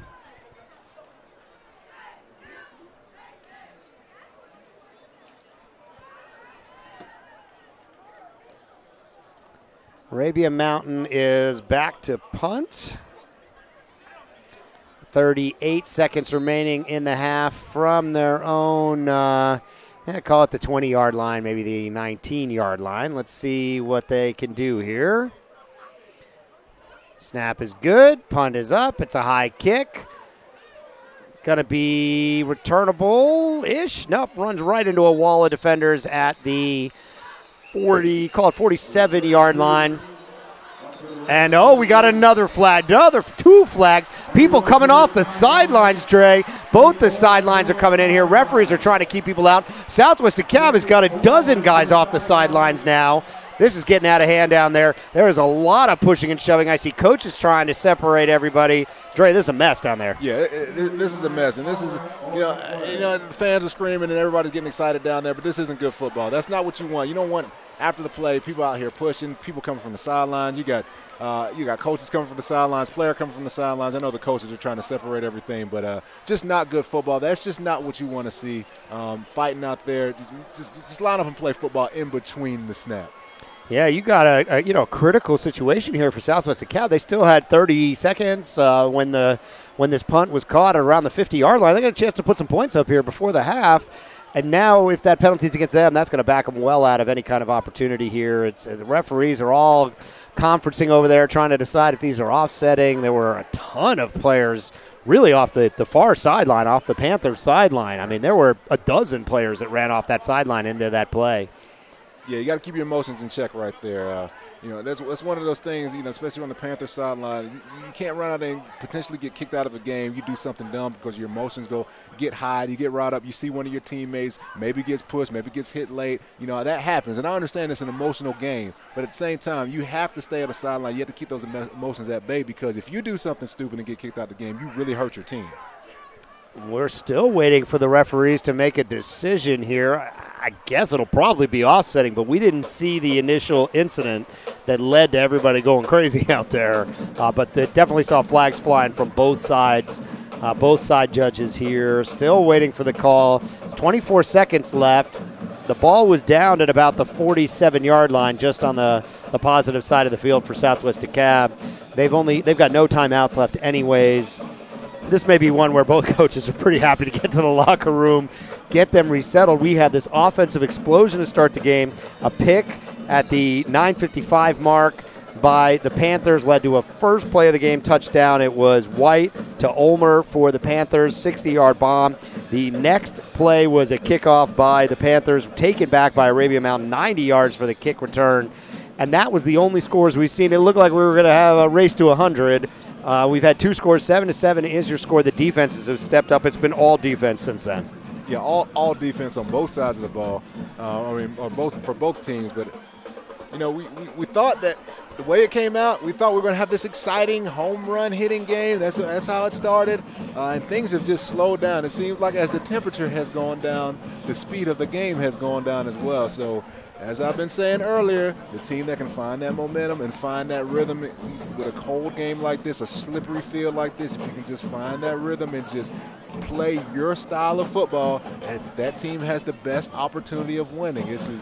We saw the home run hits, we saw the explosive plays at first, but since then, it's just going to take methodical movement, technique, and fundamentally sound football. If you're watching this from somewhere else, it's 50 degrees and a light rain. We got a slick turf field down there. We had a lot of penalties, and the sidelines nearly cleared on that punt return. Referees are coming over to talk to the coaches on both sides. Still waiting for a ruling. The ball was down at the 47. Best guess, probably offsetting personal fouls. We'll see if anybody's ejected or how these calls go. Waiting to hear, see if we get any kind of word from the PA.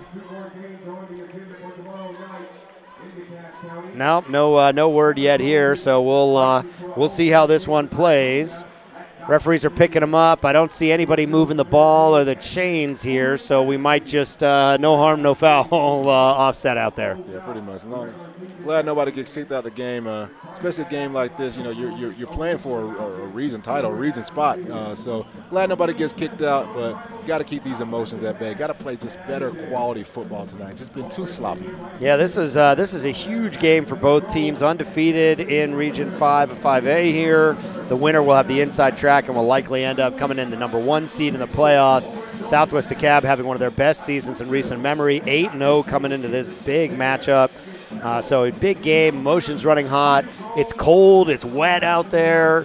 It's going to be a good one. We see this huge band for Arabia Mountain amassed on the sidelines, getting ready to come out as the home band for the halftime show. There's got to be 75 people out there on that band. So. And the crowd the rain mostly slowed down, and the crowd's filling up out here on this cold and wet night. Yeah, it looks like Arabia Mountain's band. They have more band members than football players, which is not what you see too often. But, you get these Atlanta schools. You get these, like I talked about earlier, playing up in Cartersville. We never got to play down here and hear these bands, but big-time bands remind me of a lot of the historical black college bands. Just fun to watch and fun to hear. Yeah, both of them have got huge bands. We're seeing a lot of good stuff out of these guys tonight. Won't be able to get to the audio. We just have to worry about too many copyright violations here in the audio at halftime. So if they play songs that are copyrighted, we get in trouble if we put them on the air, so we're not going to be able to do that for you. But we'll give you a look at the band while the halftime festivities are going on. 24 seconds left. It's been a 4 or 5 minute conference down there, apparently, and they're still talking to both the sidelines and trying to tell them what's going on. Haven't seen anybody getting thrown out. There was a big fight at the end of this punt return. Waiting for some kind of answer on what's going on down there on the sideline. They're still sitting the ball at that 47-yard line. 24 seconds left, no timeouts. Ryan White and the Panthers will have one chance or two here down the field, maybe? Maybe. Just not sure what the referees are talking about right now. This is a long time trying to decipher what happened seems like about 10 minutes ago now. So hopefully they can get this thing together, come to a consensus, and just get this ball rolling. Get one of these referees to pop open his phone, go onto the @SportalSpace on Twitter, and he can see the replay himself. He can see exactly what happened down there. Apparently we are still waiting. They look like they're going to set that ball up right at the same spot where it was downed off the kick return at the 47-yard line. Should be Southwest Dekalb coming out. No timeouts here, 24 seconds remaining.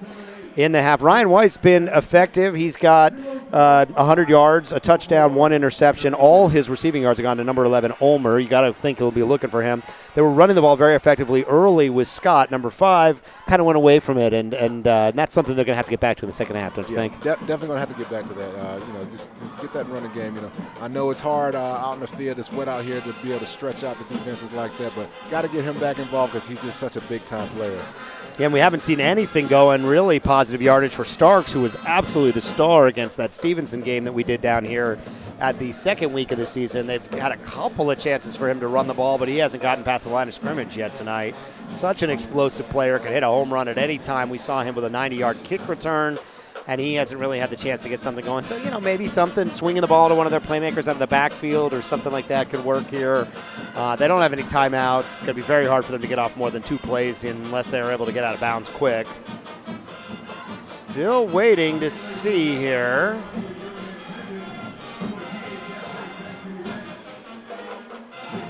It looks like the Rams are out on the field. Yeah, they are still having this powwow in the middle of the field right now. I think they're just trying to warm each other up because it's cold down there. I have no idea. I'm pretty sure they're facing the wrong direction. The Southwest Dekalb was going that way, left to right on our screen. It looks like the Rams are facing the wrong way. Okay, they figured it out. They're going to flip around there. They've been such a long break they forgot which way they were going. Yeah, I think Southwest Dekalb should be going left to right on our screen here and on you and in front of us down there. And Arabia Mountain was lining up the opposite direction. It's been so long people forgot who's where and what the way they're going. Yeah, this has been about almost as long as the quarter right here. Okay, so we got unsportsmanlike conduct on the Panthers. Another call against Southwest Dekalb, I think. Those are declined. Should be some more.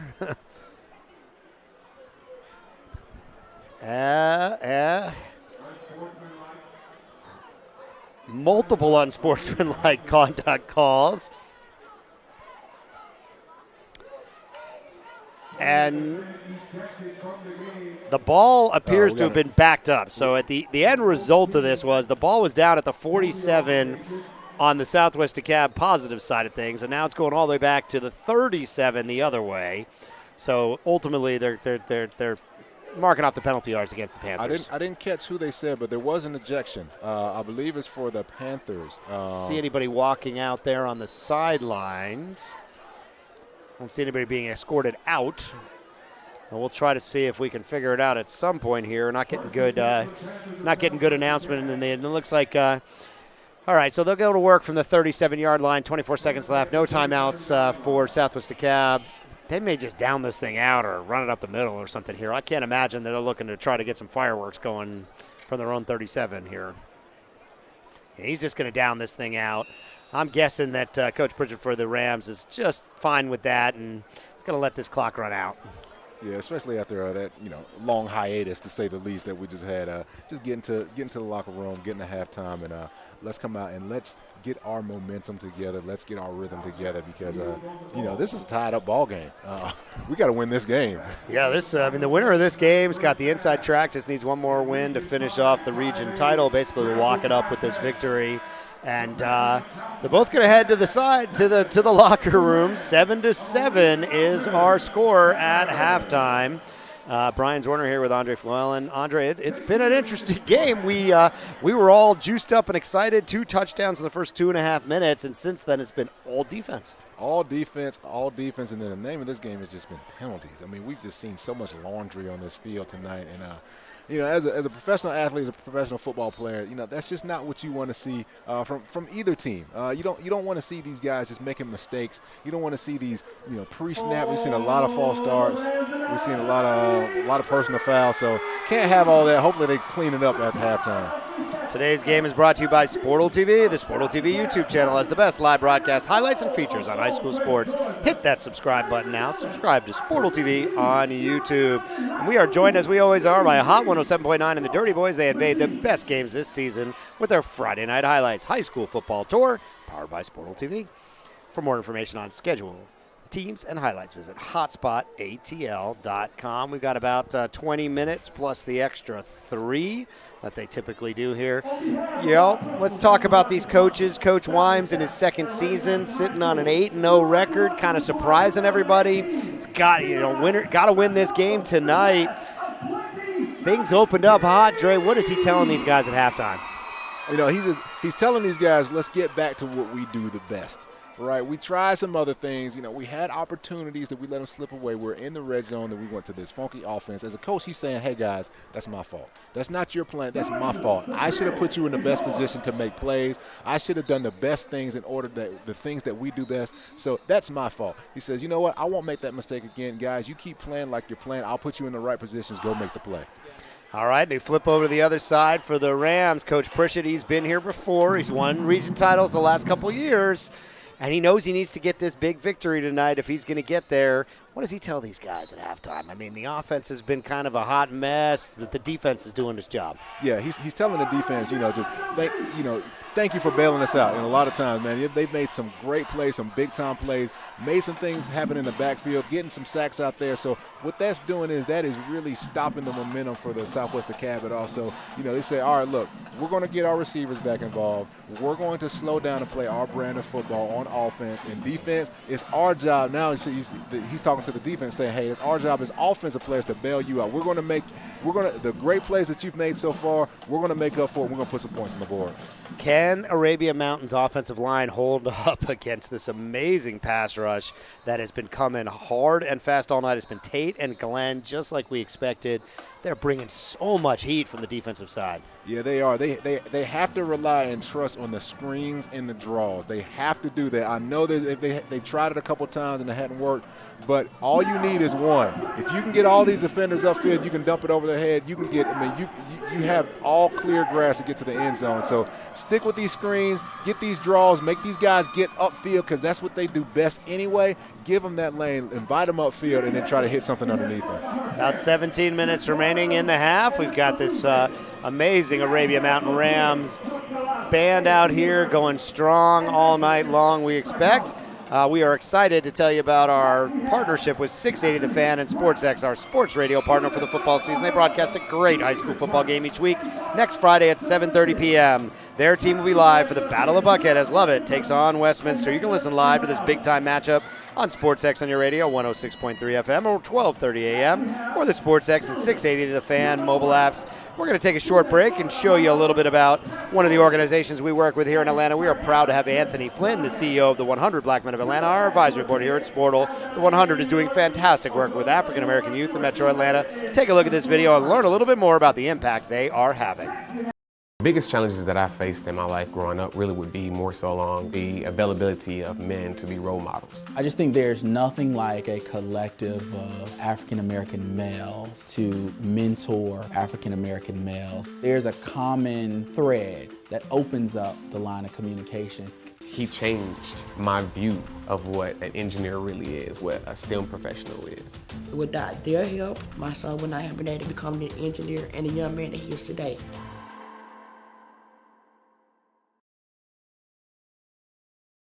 The 100 plays a really important part in building character.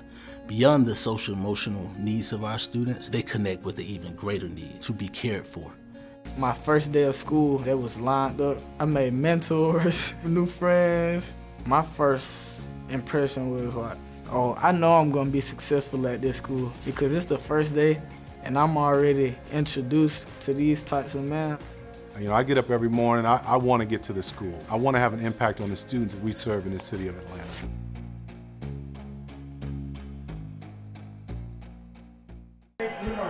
That was a great look at the 100 Black Men of Atlanta doing great work with African-American youth in Metro Atlanta. If you haven't checked them out, get on their website and check them out. Doing some great work. We got a chance to see their partnership with Best Academy earlier in the season. We are also excited to participate in events with the Gwinnett Sports Commission. The Gwinnett Sports Commission's mission is to foster economic development through coordinating and developing Gwinnett's role as a leading site for sports events involving youth, collegiate, amateur, and professional organizations. Check out this great video highlighting their work in the Gwinnett community. Success lives here. Here in Gwinnett County, It's more than just a saying. It's the truth. We're more than just a suburb.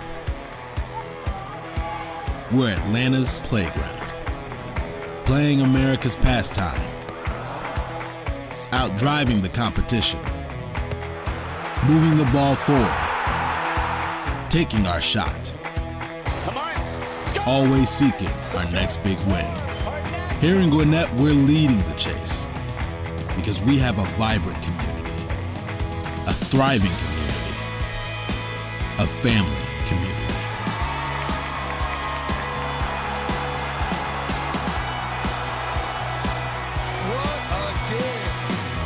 Welcome to Gwinnett. Get in the game.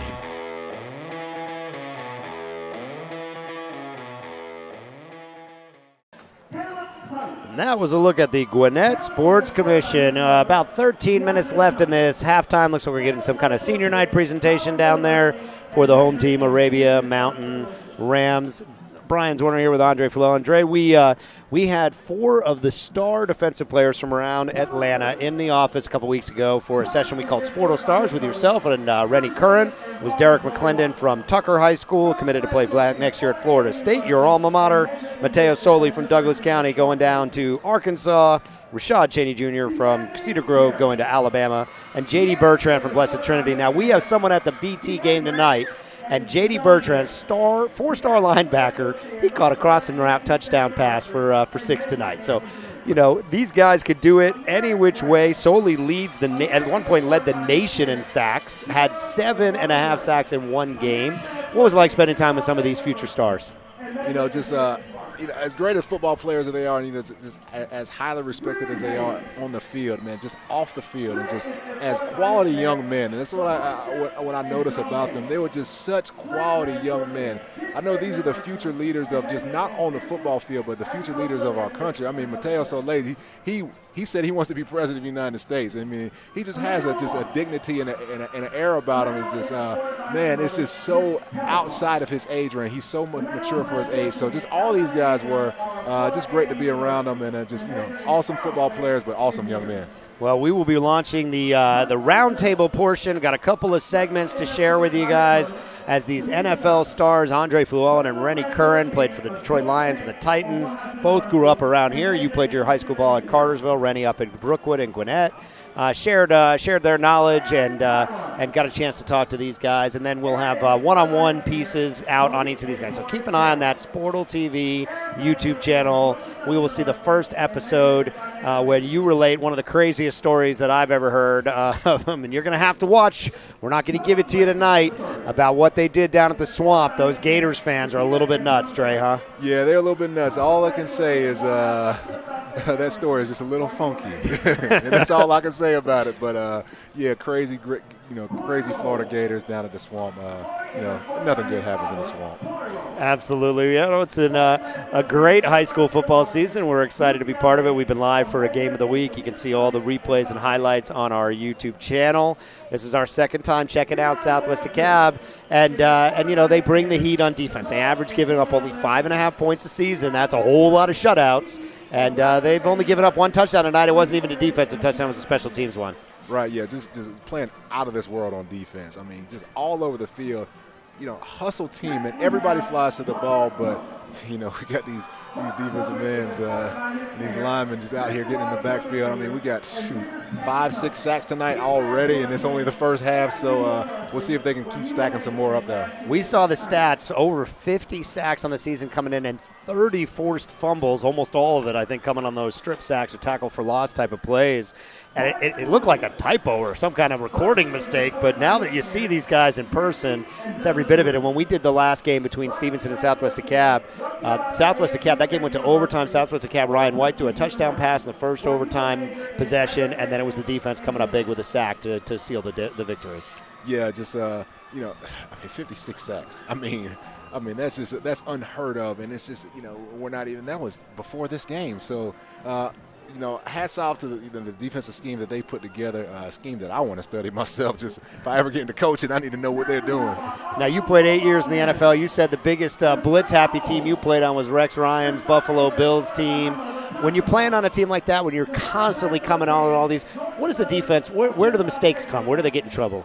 The mistakes come from one guy not knowing the play, right? Because that can happen. You have all these, complex and, in blitzes coming from everywhere. So if somebody doesn't know the play, gets in the wrong gap, 2 defenders blitz in the wrong gap, you are toast. Because if they run in that gap, there's nobody behind. Or, if you run to another defender and they get extra time to, get down the field, like it puts you a lot of pressure on your cornerbacks and your back end. So, that's the hard part about, when you bring all these complex blitzes, it leaves yourself open to make mistakes. But if you can play a perfect game, which nobody ever does, but if you can do that, you can really get 56 sacks. Are there opportunities for Williams and this receiving core for the Rams to get down the field? There's got to be some man-on coverage back there behind this constant pass rush that the Panthers are bringing. Yeah, there are some opportunities, but what they're doing, what the Panthers are doing every now and then, they'll hop in a 3-man front and drop everybody back and drop 8 men in coverage. So what they're disguising a lot of things, and they're not letting the Rams get a beat on what they're doing defensively. So if I'm the Rams and I see them in that 4-down front, I have to take my shots down the field. I just have to. I have to play the numbers, because usually that's when they're coming with the pressure. So, try to get downfield. I've talked about running some screens and some draws, and do that, and just try to keep them honest and just keep them out of just bringing everybody. Well, the danger with those screens and draws, you get behind and down in distance against this Panthers team. If those things get bottled up in the backfield, or they get these screen passes, they're throwing the ball behind the line of scrimmage, and these guys on the Panthers are just swarming. You get behind and down in distance against this Panthers, you just better get ready to punt. Yeah, for sure. Because you're either going to get hit in the backfield, or you're going to get a sack, or whatever. So you kind of just got to bite the bullet and just try at this point in time, because you're getting beat at the line of scrimmage. You have to try something else. Get something over their head. But they have some tough sledding tonight. Yeah, and they got the Rams have the returning offensive region player of the year, quarterback Williams, and he's got 29 yards and an interception tonight, no TDs. He's really struggled to get his feet set underneath him, look downfield, and try to get something going.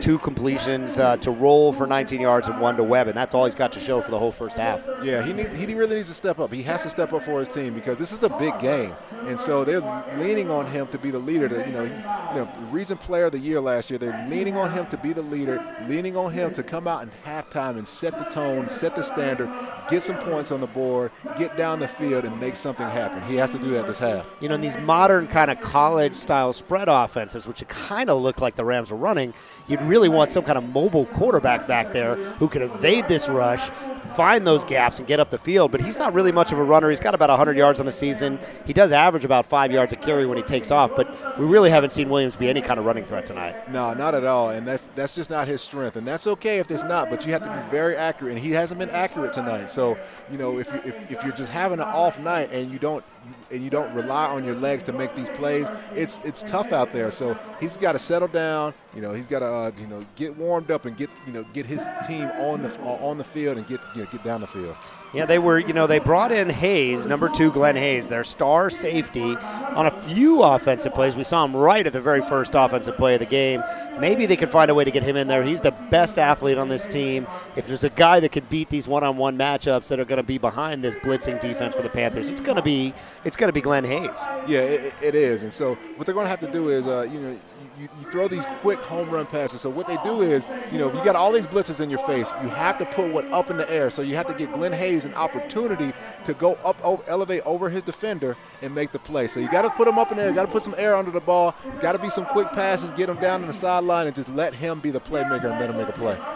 Now, Southwest DeKalb, they're looking to try to build on last year. Last year they went to the playoffs. Beat Banneker in the first round, 35-17. But then they got the matchup no one wants to see in 5A. They got the Rome Wolves. They lost 56-0. And Rome was hanging 40, 50-point victories pretty much the whole way through the playoffs on people. That is the one team you don't want to see. No, not at all. good old a little bit north of Cartersville out there. So Rome always have a historically great football team, and that's not the matchup you want to see at all. I got to meet their coach and their star running back committed to NC State, Jamius Griffin. Griffin was recognized as the back of the week by the Atlanta Touchdown Club. Got a chance to meet those guys on Monday. Sportle is Sportle TV. We are a sponsor of the Atlanta Touchdown Club. If you haven't checked those guys out, definitely take a look at Touchdown Club of Atlanta. Every week they pick a offensive player, a back of the week, a lineman of the week, which can either be an offensive or defensive guy, and a coach of the week. And they celebrate the best in high school football. And they have a speaker series. It's a lot of fun. They had Vern Lundquist, play-by-play man. He's been there and done that at college football and all the biggest games ever. A lot of fun to see him out there. He retired recently from ESPN. Ever meet him? Ever call any of the games you were playing in? He's more of an SEC guy, so he didn't really catch the ACC when you were in college. Yeah, I don't think he called any of the games that I was in, so I never got to witness that. He said his favorite ever college football call, he did the Alabama-Auburn kick six when Auburn returned it. He was on the call for that, and that he said was his most fun call in college football. His most famous call will continue and forever be the 1986 Masters when Jack Nicklaus came out and won it at the ripe age of 40-something. So, just a fantastic guy. It was nice to see him and the Rome Wolves team out there. Number of good players. We saw J.D. Bertrand and Matteo Soli, who I talked about, were both named Defensive Players of the Week earlier in the season. We'll see if we get a chance to see Rashad Cheney or Derek McClendon, the other two Sportle Stars defenders. Tell you a little bit about our Sportle Showcase basketball event. The basketball seasons are tipping off here in Atlanta. Start of practice was this week. December the 8th, we'll be hosting the Sportle Showcase basketball event. 10 top teams from across the state of Georgia will descend on South Baldwin High School. See two of last year's Final Four squads match up as Grayson takes on Eagles Landing Christian. Join us in the gym. Watch live on Sportle TV and keep an eye on the Sportle TV, Twitter, and YouTube all week long. We had a chance to visit all 10 of the schools. Our director of media, Kyle Sandy, was out, saw the players, the coaches, got a chance to sit down with them. We'll have player interviews, highlights, pop-in. There's a guy that everyone's going to want to see from Jeff Davis High School, Jaquez Kirby. Man, he threw down a dunk, Dre. He passed it to himself off the wall. Alley-ooped it off the wall behind the backboard. Whew. It almost sounds like you out there, bro. Oh, yeah. It was impressive. Off the wall, 360s, crazy windmills. I got a chance to see him in person last weekend up at the Hoop Scene event at Swati Sports Academy. Man, he is a great athletic player, committed to University of South Florida, I believe, and he is a great player. He's going to be a lot of fun to watch on December 8th at the Sportle Showcase. So keep an eye out. We have a lot of video coming out on that over the course of the next couple of days. I've seen it all, and, man, it looks good. We've got 2 minutes left in the official part of the halftime here. Looks like a senior night presentation we're seeing down there for the Arabia Mountain, who is the listed home team, though both of these students do play out of this Dekalb Stadium here in Hallford. Chilly night, high 40s. Looks like the rain may have stopped. Can't really tell. A little bit of misting out there. It's a wet night. It's a cold night. And it's an autumn football night out here. It is that. Good old October football. This is how it's supposed to be. It's supposed to be cold. It's supposed to be wet. It's supposed to be rainy. Let's get out here and just play some ground and pound football. I think that's what we need to see a little bit. Even though we get to this spread offense, a lot of stuff. The Panthers trying to run stuff up the middle, not working. But you still got to stick with that running game, especially when these quarterbacks start getting cold like this. Got to go to the running game because that's what's going to take you far into the playoffs. Just about a minute left, and then they'll, as they do is the custom here in Georgia, they will slap an extra 3 minutes of warm-up time on the end here as the band will finally make its way off the field. They don't want to give it up, Dre. This Arabia Mountain Rams band ain't giving up the field so quick. Yeah, the band out there hyped up there. They have stole the show out there. This is more exciting than the actual game itself, but yeah, we got the fans popping on the sideline in front of us, and it's a cold, wet night, but they got plenty of fans out here for this big region matchup. If you want to see your company's brand featured on Sportle TV, we're now taking sponsors for our coverage of basketball and spring sports. Get in touch with Sportle TV team now to connect your brand with high school athletes, coaches, and fans across the state of Georgia. Clock's about to go to zeros, but the band is going nowhere fast. They are happy to be out here, and they ain't giving up the field. No, not at all. This is their time to shine. Let's let them shine, I guess. Absolutely. We're going to take a quick look around the state. If you're watching us on Twitter, you can check out some of the other games out there. Looks like Whitfield up 20-14 at the half.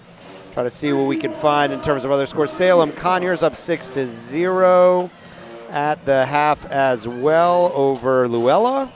Let's see who else we can find out there. Blessed Trinity. We've got one of our reporters out. Chuck Jones is out at the Blessed Trinity game right now. Looks like can take a look at what's going on out there. Haven't seen any scores there. Let's see what else we can find searching through our Twitter feed here. Westlake, big game over Wheeler, 36-14. Wheeler's coach had them undefeated. It was not typically known as a football school, and he was honored actually at the Atlanta Touchdown Club for Coach of the Week. But they are down big, 36-14 at the half. Westlake, the team we had on Sportal TV, Chestatee up at the half over White County, 20-7. Let's see what else we can find out here. Looks like Woodward up 20-6 over North Clayton. Pickens 41-13 over Lafayette. I'll try to see what else we can find for you out there. Scores coming in around the state. Well, they've put the 3 minutes on for the extra time there. But Westminster Wildcats up 35-0 tonight over, I believe, Stone Mountain. So running away with that one there. Westminster will have a big game against Lovett for second place in the region, the Battle of the Buckhead, and that'll be live on 680 The Fan and SportsX, our sports radio partner for the season. Got about a minute left here. Last thoughts before we go into halftime. It's going to be, let's see, Arabia Mountain kicked off to start the game, so it's going to be Arabia Mountain, and they got to find a way to get this offense back on track. Yeah, they got to get something going. I always say the first play or the first series after halftime is like one of the most important series out there. It sets the tone. It gets your momentum going. So I need Arabian Mountain. I need them to make a big play. They need to get a good drive right here, put some points on the board, and really get this thing going for this half. Yeah, they've had a hard time offensively. I mean, very unofficial stats. I've got them at less than 50 yards of offense, and that doesn't even include the negative yards for the sacks that would take them pretty darn close to zero in the actual official stat book. Yeah, that's not what you want. Not at all, especially with these big sacks that they've been getting. So hopefully they can put something together this drive. They have to, because they need to get something rolling. Yeah, if you're just tuning in now, the half ended on a little bit of a black mark. There was a bit of a fight, multiple personal fouls called at the end of the half on a kickoff, a punt return. So it's kind of a hot mess there. Things seem to have calmed down. Players have had a lot of time to go back into the locker room and try to get resettled here. Arabia Mountain will come out on the offensive side of the ball. Both teams had very little time to warm up. There was a senior night presentation and a fantastic band performance from Arabia Mountain. So they're going to come out a little cold. It's a chilly night here. Brian's running here with Andre Falone, coming to you live from Hallford Stadium, beautiful Dekalb County. Looks like the rain has stopped. Trying to get a look at the lights. And, yeah, it looks like it's stopped out there. It is a wet, cold night here in Atlanta. High 40s and rained off and on throughout the first half, but it looks like it stopped out there. Yeah, nasty night out here, but a beautiful night for football, to say the least. As a player, these are the ones you actually like. It's cool outside, but it just feels like football, and that's just what's fun about it. Of course, it's always great when the temperature's in the 70s and everything is just perfect. But, one of these nights like this, it's cold, you get to grind it out. When you get back in the locker room, and it's nice and warm, and it's just you feel good about what you did on the field. Of course, only if you win. So you got to win. A night like this, you got to win, because that cold feels even colder when you lose. Yeah, no doubt. I apologize. It's actually going to be Arabia Mountain's going to be kicking off. They had the first possession through that interception at the 9:55 mark, led to the Ryan White touchdown pass to Ulmer with 9:46 remaining for Southwest DeKalb, taking the 7-0 lead. And then the next play was a kick return touchdown by the Rams to tie it back up at 7-7. And that is our score as we are about to start the third quarter. Some speedy guys back there for the Panthers to take this kick. Let's see if the kick, it's been kind of pooch stuff and something that looked like an onside kick, and there it goes again. Kind of pooch. That ball is bouncing around. picked up. He's going to try to run this thing, trying to slip through the defense, trying to find a hole, and he gets a little something out to the 40, out to the 42-yard line. Yeah, that was a dangerous play. Dangerous and interesting kick, dangerous play. Ball bounces around. He kind of starts running the wrong way and finds a little seam and able to make just a little something happen. So that was their star linebacker, Derico Smith, number 28, with the play. Give you another look at it here. Yeah, you see he starts running the other way, then finds a lane and gets it out to the 42-yard line. So nice way to make something happen off of looked like a bad play. Yeah, not the most traditional way to return that one, but sure enough, he's moving in the right direction. So we will set up at about the 42-yard line, 1st and 10 for Ryan White and the Panthers. Throws it across the field, and that's complete. It would be about a 4-yard gain. Yeah, tries to get something in the air first. I like it. Get in the air, get your playmakers involved. But great tackle on defense. Not able to get any kind of yards after the catch. So good job, good defensive stop. Call it about 2nd and 7. That was Muhammad with the catch. That's only the second receiver he's thrown it to. All the passes in the first half, all 100 yards of them went to Ulmer, number 11. He had the touchdown as well, 60-yard bomb. Like to see this running game get going. They were so explosive in the run game against Stevenson earlier in the season, both Scott and Starks, and they really haven't been able to get much going. They had it going in the first quarter, and they kind of went away from it when it failed them at the end zone. Going to get a pitch out. It's going to be Starks trying to take it off the left side, picking his way through, and he's going to be lucky to get back to the original line of scrimmage. Nah, he was really hesitant to try to cut it upfield. He was worried about his footing out there. He's seen a lot of people slipping around out there, so not able to plant and cut upfield. The defense able to capitalize on that, swarm to the ball, make a good tackle for no gain. Do you think Coach Wimes keeps the Panthers trying to run? I mean, is there something here, or is this defense just too good for the Rams? You know, I think you still have to try to run at some point in time. You can't totally abandon it because then this defense, man, they're able to get some sacks back there, able to just pin their ears back and just tee off on you. So got to keep them honest, keep the run game going, but your strength is going to be in the air tonight. Ryan White in the shotgun, 3rd down and 8. Back to pass. Pockets collapsing, lays it out, and his receiver gets blown up over there. Yeah, he takes a heck of a shot right there. Looked like he had something, but the defender, man, comes flying up, makes a big-time hit, hits him clean, hits him exactly where it's supposed to, no targeting in the head or neck area, but brings him down hard right there. Yeah, that was a big hit, and that's going to bring up 4th down from the 44 and a real quick 3-and-out for the Panthers offense. Yeah, not what you wanted coming out for this series after the half. That's not what you want. You want to get something down the field. You want to put a drive together, but great job by the Rams defense right there. It's been a defensive struggle since very early in the game. This punt's a low line drive, and it's kicked well away from him. It's going to be bouncing around. It looks like it's going to sit down about the 32-yard line. Rams offense will take over after getting a nice defensive stop on the first possession here of the second half. Today's game is brought to you by Sportal TV. Sportal TV YouTube channel has the best live broadcast, highlights, and features of high school sports. Subscribe now. Sportal TV on YouTube. Dre, we'll be live next week right back here at Hallford Stadium, DeKalb County, as Stevenson hosts Tucker. And the winner of that one, depending on exactly how things shake out tonight, the winner of that one I think will be winner of that division as well, that region as well. So we have got great region matchups down the stretch on Sportal TV. Should be a lot of fun. Yes, definitely a lot of fun. You know, just some good physical football games coming up, and it's going to mean a lot. So they're going to be playing inspired football next week, so I'm excited to be here. Defensive lineman Derek McClendon going to your alma mater, FSU, from Tucker. Great kid. We got to spend some time with him. Keep an eye on the Sportal TV YouTube and Twitter channels. We'll have the first segments of Sportal Stars with Andre Fluellen, Rennie Curran, and a number of the top stars in Georgia high school football coming out this week. All right, 10:04 remaining. Williams in the backfield. He's got a spread look, and there's more laundry on the field. Haven't even gotten close to snapping it, and they're already calling the penalty. Man, false start. These pre-snap penalties and then after the play penalties. These are the ones as a coach you just fire you up. The coach is probably turning red on the sideline right now. He is mad because you can't come out on your first play, first drive, second half, and you get a false start. All right, 1st and 15 from the 28. He's going to hand it off right up the middle, and he is taken down in the backfield. Nice tackle. Got him by the shoestrings.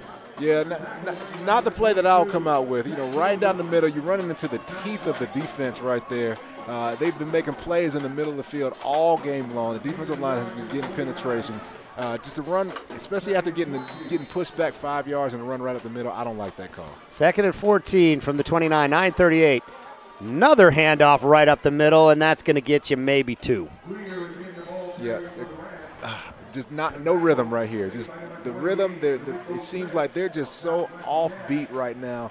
They're not able to get in that groove that they want to get in, and it seems like they're just picking plays instead of being methodical with what they do. The defense is getting them opportunities. They just have to capitalize on them. You have to pick where your spots are.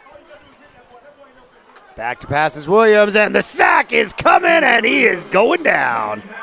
Man, this is a well-coached defensive line. They are running. That was a 4-man rush right there, so no blitzing right there.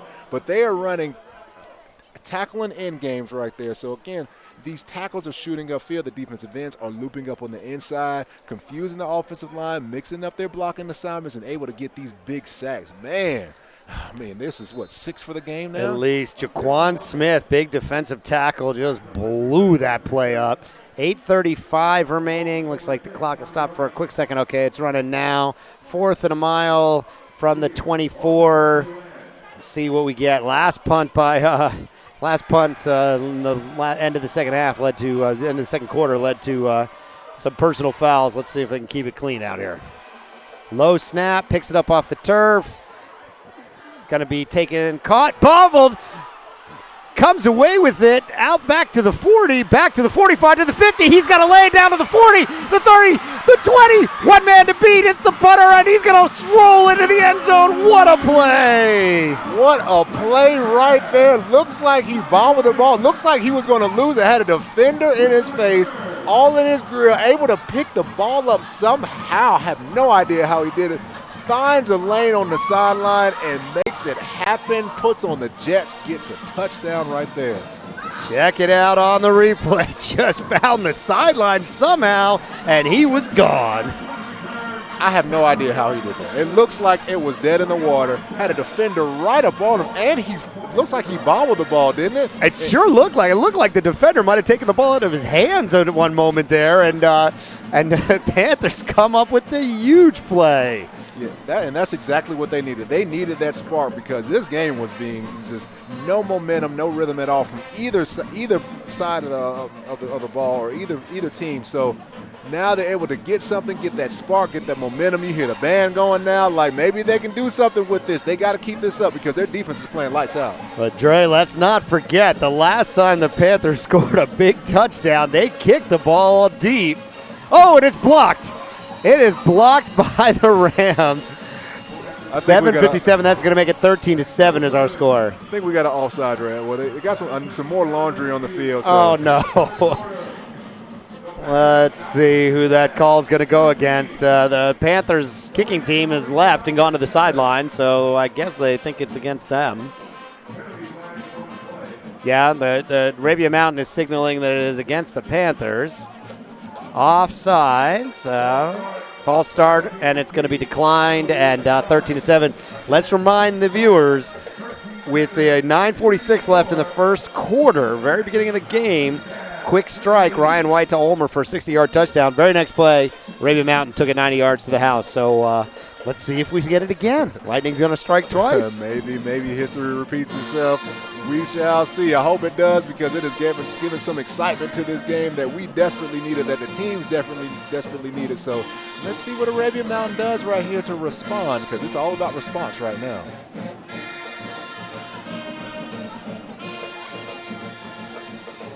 We've got 7:57 remaining here in the third. Defense has been the name of the game. And special teams. We've had 2 kick returns so far in this game, 4 touchdowns. Southwest Dekalb just ran one back about 65 yards to retake the lead, 13-7, 7:57 remaining. Let's see if they kick it deep. Dre, if it's me, I'm popping this thing in the air. Yeah, I'm popping this thing in there. I'm not taking any chances. Not letting Squibbing it on the ground, something. not letting this happen to me, man. This game has been too crazy right now. It's been all the explosive big plays. I'm not going to give one up right here. No, I think if you add the sacks in, it's going to be very close to 0 positive yardage for the Rams tonight. Southwest Dekalb, they just need to get this defense on the field. Yeah, sure enough, there's the squib kick. Oh, and it did it wrong. It went out of bounds, so they will start at the 35, we believe. Yeah, not exactly the way you wanted to do it, but that's better than getting yeah, a touchdown. It's not the NFL, so I think they'll start this at the 35. It's not the worst thing in the world. So, yet another penalty. We knew coming in that both of these teams were pretty highly penalized squads, and we've seen every bit of that tonight. Yeah, no doubt. I mean, I don't know how many penalties or penalty yards that we've had tonight, but. For these teams wanting to go to the playoffs, want to go deep in the playoffs, these penalties, they got to kill this penalty bug right here. I mean, they got to extinguish this fire because on both teams, there's too much sloppy football. I know I say sloppy football a lot, but it really does mean something because you have to play technique and fundamentally sound football. And all these penalties are showing that they're not playing that. So when they come against a good team that is playing that, it's going to be tough for them. Yeah, and Southwest Dekalb ran into that Rome Wolves team last year in the playoffs. Nice little run out about 6-7 yards, and that was the first positive run since the first quarter for the Rams. Yeah, good run right there. Way to be patient. Let these defenders get up the field a little bit and cut it right underneath them. So that was a good run by him. I hope they come back a little bit to that more.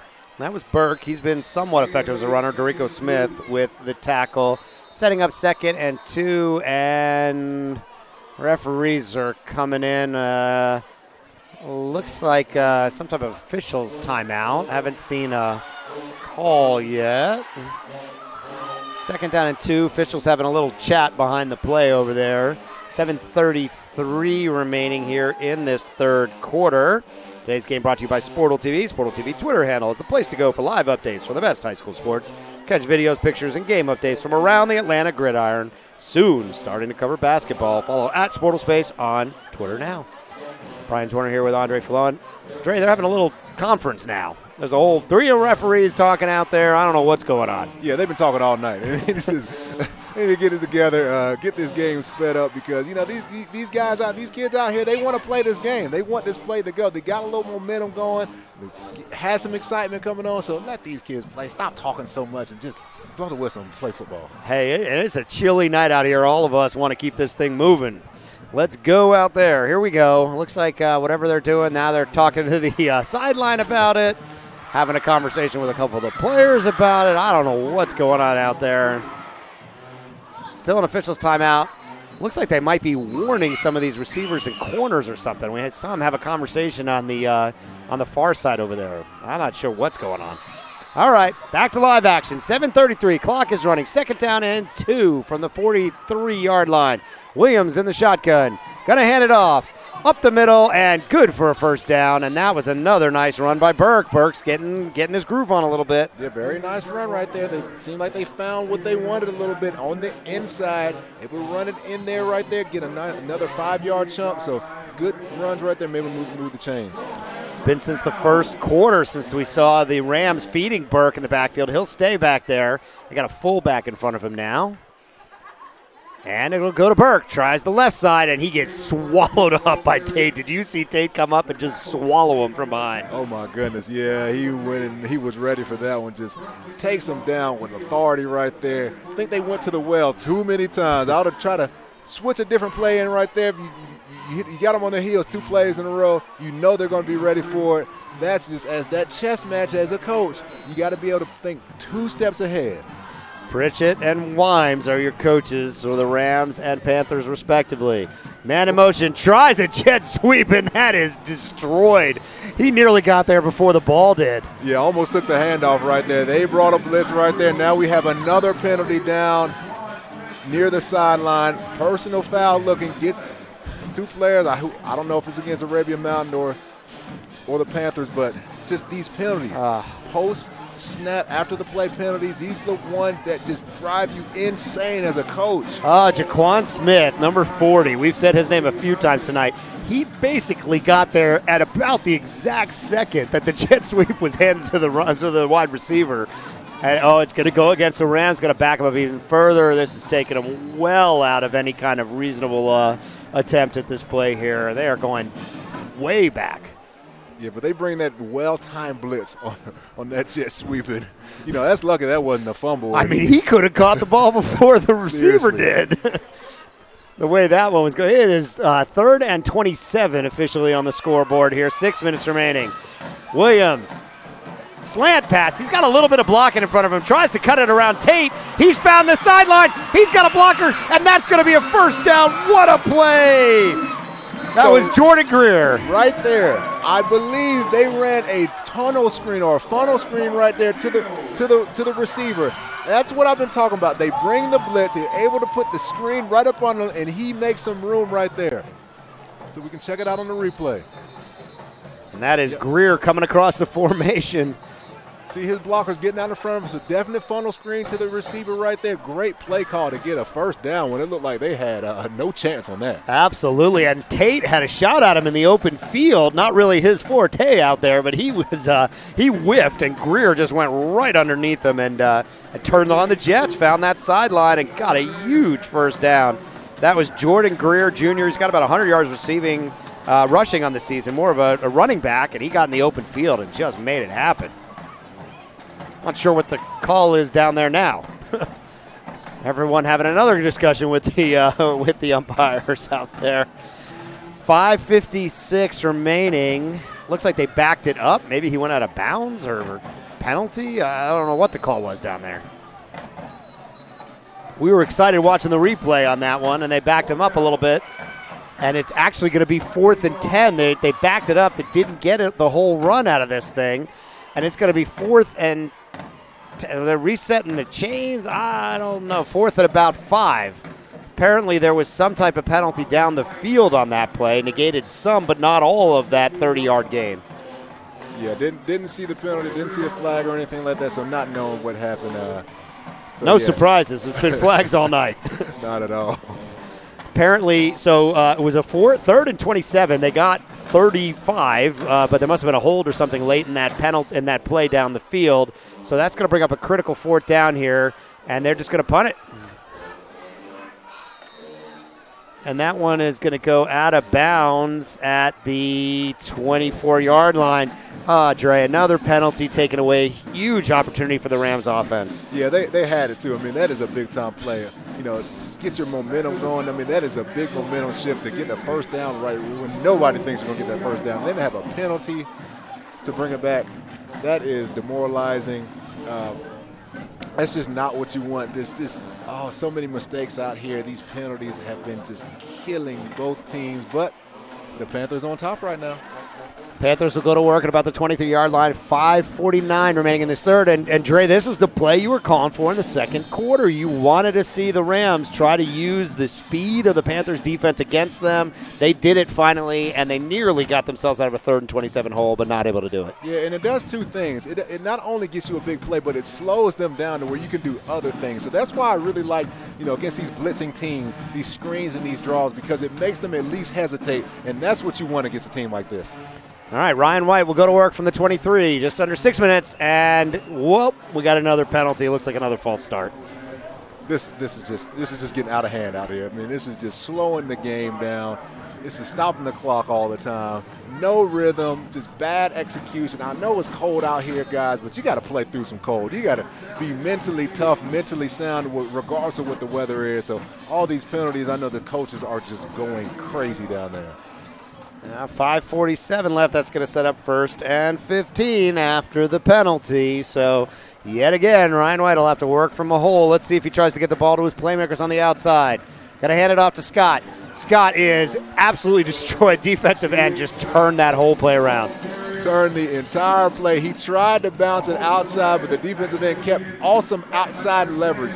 Kept his outside arm free, able to wrap him up for a big-time tackle for loss, and that is huge down here. Backs them way up. We've seen some amazing defensive end play. Dre, you played 8 years in the NFL. Best defensive lineman, defensive end, kind of disruptive guy coming off the edge you played with? Oh, man, that I played with? Probably Cliff Averill was so fast. first step, I mean, he ran a 4.5 140, but he ran a 1.47 10-yard split. And people don't really realize as a defensive lineman, your 10-yard split is much more important than your 40-yard dash. Cliff Averill, just a special player, special athlete, and just a great guy too. But he was the most disruptive defensive end I played with. There you go. 2nd down and 20 from their own 14 after the big play. Ryan White's going to air it out. He's got a man. Can he turn and get it? No, way out of bounds to Muhammad, and that is not even close. I think he caught it, Dre, but he was way out of bounds. Yeah, caught it, but out of bounds. Good position. It could have led him inside the field a little bit, but yeah, out of bounds, no play. Yeah, and that is going to set up 3rd and 20 with 4:42 remaining. Southwest DeKalb Panthers holding on to this 13-7 lead. Take another shot down the field, maybe try to get the ball to one of your athletic running backs, Scott or Stark, somebody who can make a play for you. Yeah, I think so. Hey, I like the play call. I mean, not much else is working. Just shoot. Take a shot downfield. Nothing else is working. Why not? Let's air it out. Try it right here. They can trust their defense, that's for sure. Ryan, whoa, big blitz right up the middle, and that was destroyed. They came right up those A-gaps. Yeah, that's always the hardest blitz to pick up. The double A-gap blitz, especially if the linebackers cross. I'm not sure if they cross the center's face right there, but it's really hard right there to pick for the center to pick up both. But they bring the blitz. You can check it out on the replay. They bring the blitz straight up the gut. Yeah, they came with 2 guys right over the top of the center. Ryan White barely had the ball in his hands before he had the defenders on him. Gutsy call by Pritchett in the defense, don't you think? Yeah, definitely gutsy call. I like it. They got them backed up, try to back them up even more, try to get themselves in good field position. So I like the play call right there. Good aggressive play call. Yeah, and you got the punt receive guy here at the 40-yard line. That one's going to go over his head. He's going to back up to the 50 and have to call a fair catch at the 50. That was a heck of a punt to get them out of that hole, but they'll start right around the 50-yard line. A heck of a punt, but I'm actually questioning the fair catch right there because he has some room, and there's only one guy down the field. If he makes that guy miss, man, he has 15, 20 yards of play with nobody around. So I understand he had to back up. It is a dangerous catch, but at this point in time, you got to make a play. Man, we got to run this ball. I think he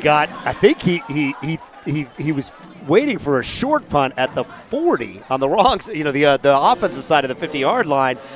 He was just surprised the ball got kicked over his head, I think. Yeah, I think that's what it was. But if he had backed up a little bit, or if he'd have been at the 50 and been coming forward to that ball, he would have been off to the races. But he set up a little too aggressively and at the wrong side there. And looks like a timeout called on the field by Arabia Mountain. Guess they weren't ready for the offensive possession to start down there. So timeout with 4:31 remaining here. We'll be live next week for another battle here at DeKalb. Hallford Stadium, number 6, Tucker comes in to visit Stevenson. Region title and playoff seating on the line. Tune in live, 7:30 p.m. Friday, November 2nd. SportalTV.live or Sportal TV on Twitter or YouTube. Hopefully we'll get a little bit warmer weather, Dre. When it was 90 degrees for the first 6 weeks of the season, I was asking for this cold weather, and now I got a little more than I bargained for, I think. It is about 48, 49 degrees. We had light rain pretty much all day. Heavy rain in the morning, light rain since, but it looks like the rain stopped. Field was slick down there. Williams will go to work just inside the 50-yard line, 4:30 left. Bobbles the snap, but he's got room. He's down to the 40, down to the 35. Big stick doesn't go down and inside the 30-yard line. A great play by Williams. I love it. So direct snap, I believe, to the quarterback, but it was more of a quarterback draw right there. And I've been talking about screens and draws. They finally listened to me out there. But quarterback draw right there, able to get the defenders upfield, and that's what I talked about. When you get these defenders, these defensive linemen upfield, you can run right under them, as you see in the replay. Gets a big-time run right there. Woo! Best play of the night for the Rams offense. It's Williams on the quarterback draw. Oh, no, and there's a penalty at the end for holding. They're going to bring it back some. Oh, goodness, another penalty taken away, another big play. Let's see how far back they're going to go. This is going to set up second and 2. Not the whole penalty, not the whole yardage that happened down the field, but oh my God, Dre, they just can't get themselves straight. Yeah, they take 2 steps forward and just take 3 steps back. It's so hard to see. Little confusion on the sideline on whether they've got the first down. It should be second down and about 2, I think, off that call. 20-yard run, brought it back 12. Should be about second and 2. No, referee's now confused. They haven't decided whether they're supposed to move the chains or not. I believe the call is going to be to leave the chains where they were.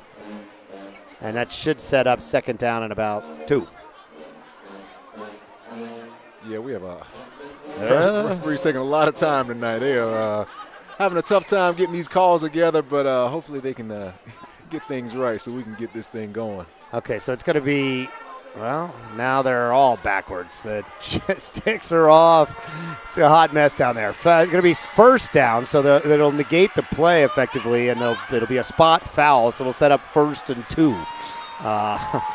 Okay, not the way you normally see these things roll. Nope, second down. Now oh goodness, now the referee's going to have another discussion about it. Oh my goodness, this is just dragging on. These referees are having way too much work in tonight. Yeah, it's I know it's tough on the referee. You got to see a lot of things really fast, but all these game stoppages and what ends up happening is exactly what they called in the first place. So, that's the hard part. And I can see if there's some replays. You got to get a call from New York to see what the actual spot was. But this is just I know it's not just high school football, but it still is high school football, and they can go out and play the game and just keep it moving. All right, here we go. Second down. Actually, they're going to mark it as a down, a loss, a change in down. Handoff up the middle.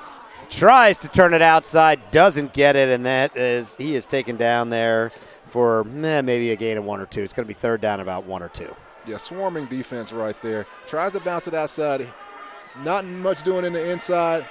And then we believe we have another stoppage by the referees. That was Greer trying to bounce that one. Maybe got a yard, waiting to see what the call is down there. Nope, no penalty this time. And apparently they agreed with my first call, which was it should have been first down played over, and now it's second down yet again.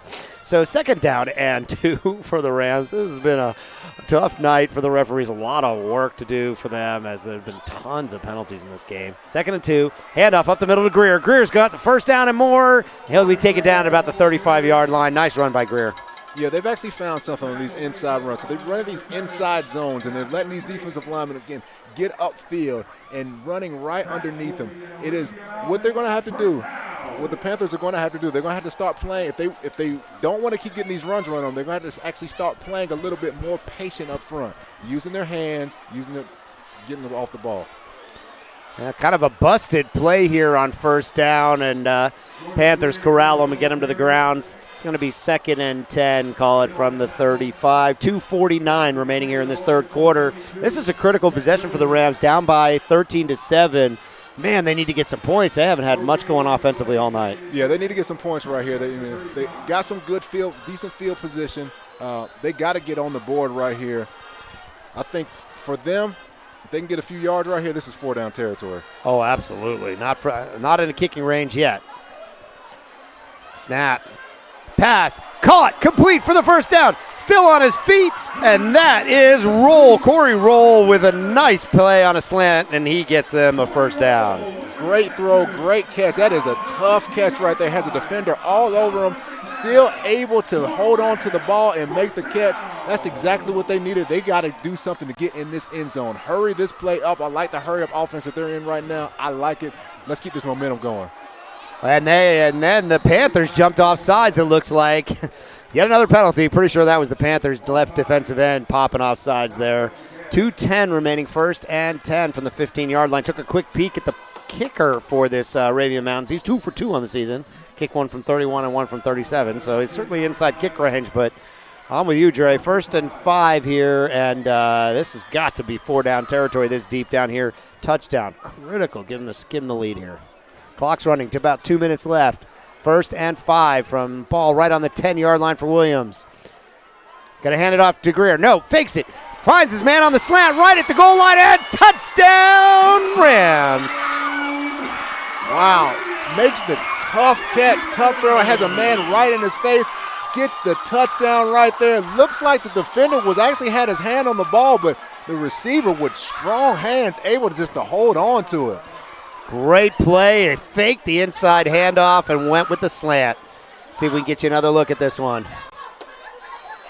Here it is. Great play. Fires it over there for the touchdown. And this is a critical extra point. The extra point for the Panthers on their last touchdown was blocked. They need this one, the Rams do. A little bit of confusion, kind of moving guys around, coming after it with the house, and this one is blocked. They brought everything, overloaded the left side, and blew up the kick. Oh, man, they brought people from the sidelines, from the stands, and we have more flags out here. Looks like some more personal fouls going on, some pushes, some jaw jacking out there. But, man, they brought everybody right there. What a critical time. That extra point would have been what was needed to take the lead in this game after the block. We've got two pieces of laundry on the field, but it looks like the Rams are going back to their sideline. They don't appear to look like someone who's getting ready to re-kick this thing. No, I don't think so. That was a clean block. They overloaded, looked like the right side of the line of scrimmage. They brought everybody they could and got in there, and that was a big-time block. I mean, this is a tied-up ball game now. That would have been for the lead, and the way this game is going, it's been hard to score tonight. So that is a huge special teams play. Yeah, kicker 15 for 19 on the season coming into the game and an extra point, so not a bad kicker, but he was just overwhelmed. I mean, the whole the right side of the offensive line, left side of the defense, it just crumbled underneath the pressure they brought there. So 1:49 remaining. Still waiting for some type of signal if there'll be a penalty that's enforced on this kickoff. We'll see if we can see where they're setting up here. Doesn't look like it yet. 3 referees talking to Coach Pritchett here on the Rams sideline. Oh, it's been a tough game with penalties. Easily over 100 yards in penalties combined, probably closer to 150 tonight. And they've been showstoppers. I mean, they've been important penalties that have really flipped the game a bit. Yeah, penalties have been the name of this game. I mean, penalties and defense. I mean, that's really all it is to it. So, these penalties like this, these small penalties, especially if it's on a kickoff or whatever it may be, you just never know how these things, when the game is tied up, close game, not much going on offense except for that drive right there. But these penalties, man, they can hurt you. We're still waiting for the call. 1:49 left in this fantastic tie game. The winner of this game will likely end up winning the region. So it's been a fantastic night, a hard-fought night, a lot of penalties because this has been an emotional night of football out here. That's for sure. The emotions have definitely run high. A lot of these post-snap penalties, a lot of pushing and shoving after the play. So looks like a player was ejected on a personal foul. I couldn't hear the number, but that's the second ejected player tonight off the back of personal fouls. We've had quite a few personal fouls, and that's going to back the Rams up. The Rams are going to be kicking from the 25-yard line. Yeah, and this is a problem. Because you can't hide from this. Even one of these pooch kicks that they've been doing now, I mean, you get it at midfield right now. So they're going to have to try to kick this away. But even if they do kick it away, we got some returners back there that can make it happen.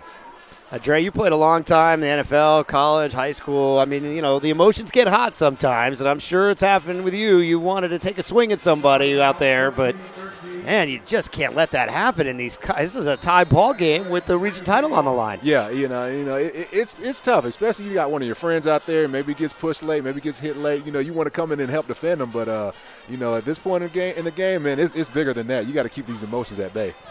1:49 remaining. Rams will kick off, going right to left on your screen. And this is just a little pooch going to be fielded at the 50. Takes a nasty bounce, but picked up by, looks like Scott on the far side, and he's pushed out of bounds. It looked like a little bit late out there, too. Yeah, they're going with this pooch kick in there. I guess they have to do what they got to do to keep it out of the playmaker's hands, but I don't like that. It gives them such awesome field position. They already had good field position anyway. I like the chance of just kicking it down the field, try to make something happen, try to make sure they get a stop, but that's just what they did. So I don't like it, but that's just what the coach's call is, isn't it? Yep, and the Rams defense is going to be behind the 8 ball here. 1:40 1 left in this third quarter. Rain has started again here lightly. Temperatures in the 40s, high 40s here in Atlanta. It is a cold and wet night, just a light rain, but it's made it slippery and wet out there on that turf field. Ryan White will go to work at the 49, trying a hard count, looking over to his sideline, a little bit of a check with me type of look. Changing the play there, signaling a new play to his guys. He's still got 15 seconds on the play clock. White takes the snap, looking down the field. Got his man underthrown, and I don't think he caught it now. They're going to say that bounced. Yeah, incomplete. Actually had some time there, too. Had his man open, just throws it underneath him, just too low for him. Tries to put it to where he can catch it and not the defender can get it, but too low, incomplete pass right there. You know, we really haven't seen the run game since the very early in the first quarter going for the Panthers. And, you know, they're not winning the line of scrimmage. I get that, but you got to try something. Scott, Starks, these are two very successful runners on the season. Both of them have had great years. I'd like to see them get some kind of work in here. White still trying that hard count. He's only got 5 seconds left on the play clock. 4 seconds, 3 seconds, 2 seconds. Gets it off. Going to swing it out into the flat. Got some blocking. Tries to make a move. Make one man miss. And down to about the 45-yard line. Is going to set up about 3rd and 5. Yeah, actually got a really good block by his receiver down there. Able to pitch it out there, but that swarming defense of the Rams just one person, two people, three people just come and hit him, take him down, not able to get upfield and get his shoulders turned and get some more positive yardage. It's a great defensive swarming right there. Yeah, Ryan White had 100 yards in the first half, almost half of it, over half of it, 60 yards on a bomb to Ulmer for a touchdown. He's only got about, I'll call it 10 yards in the second half. In this quarter, which is coming to the end, the first quarter rolling down, under 1 minute remaining. 3rd down and 5. Big play for White. White's got the blocking, going deep, and he way overthrows. Pocket kind of collapsed on him at the last second. Pocket collapses on him right there. They bring a late blitzer in, so that's that delayed blitz we talked about before.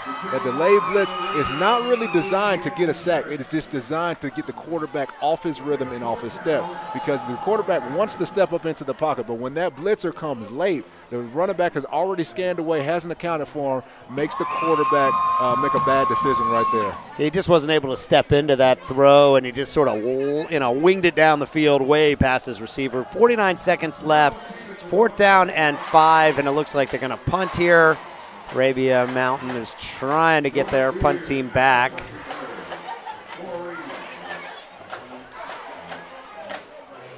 And the punt is going to be angled. Going to be bouncing around at the 10, and it looks like it's going to sit down around the 11 or 12-yard line. Nice punt. Nice, very nice punt. Almost at the 10-yard line. We always say in the NFL, inside the 10 is a win. 11-yard line is close enough. I take that as a win. That's a great punt. See if our cameraman Andrew can get you a look at what's going on with the band down there, man. That whole stands are dancing over there. This is an amazing band, probably the best one we've seen this season, this Arabia Mountain band. There's got to be 75 strong. The crowd is more into the band than they are the football game at times, and we got a 13-13 game for the region title on the line here. Yeah, these fans aren't worried about that game right now. They're worried about this hyped-up band playing some good songs, these throwback Atlanta classics. I love them. I don't want to say their names for other reasons, but it's fun out here tonight. 38 seconds left in the quarter. Williams going to work from the shotgun. Man in motion across the formation. He'll hand off. Finds a lane, out to the 20. He's got a blocker, down to the 25, and nice play, and that was Burke with a big run. No laundry on the field. This one's going to hold up. This one is going to hold up. Great run right there, but that was an awesome double team by the tackle and the guard. They get the defensive lineman out of there. I mean, they push him 5 yards into the linebacker's lap, then pick up the linebacker, able to get both players, and then you see able to get a big run. Great play by Burke. Williams in the shotgun, about 15 seconds. Tick, tick, tick in the rest of this quarter. Tie ball game. Man coming across the formation. He's going to hand it off again, and oh my, that thing was blown up. Ooh, who do you think it was? Joshua Tate.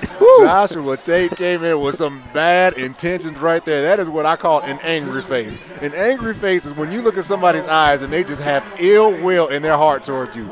Josh Tate came with the angry face right there and put a hammering down on him. Big time play, tackle for loss.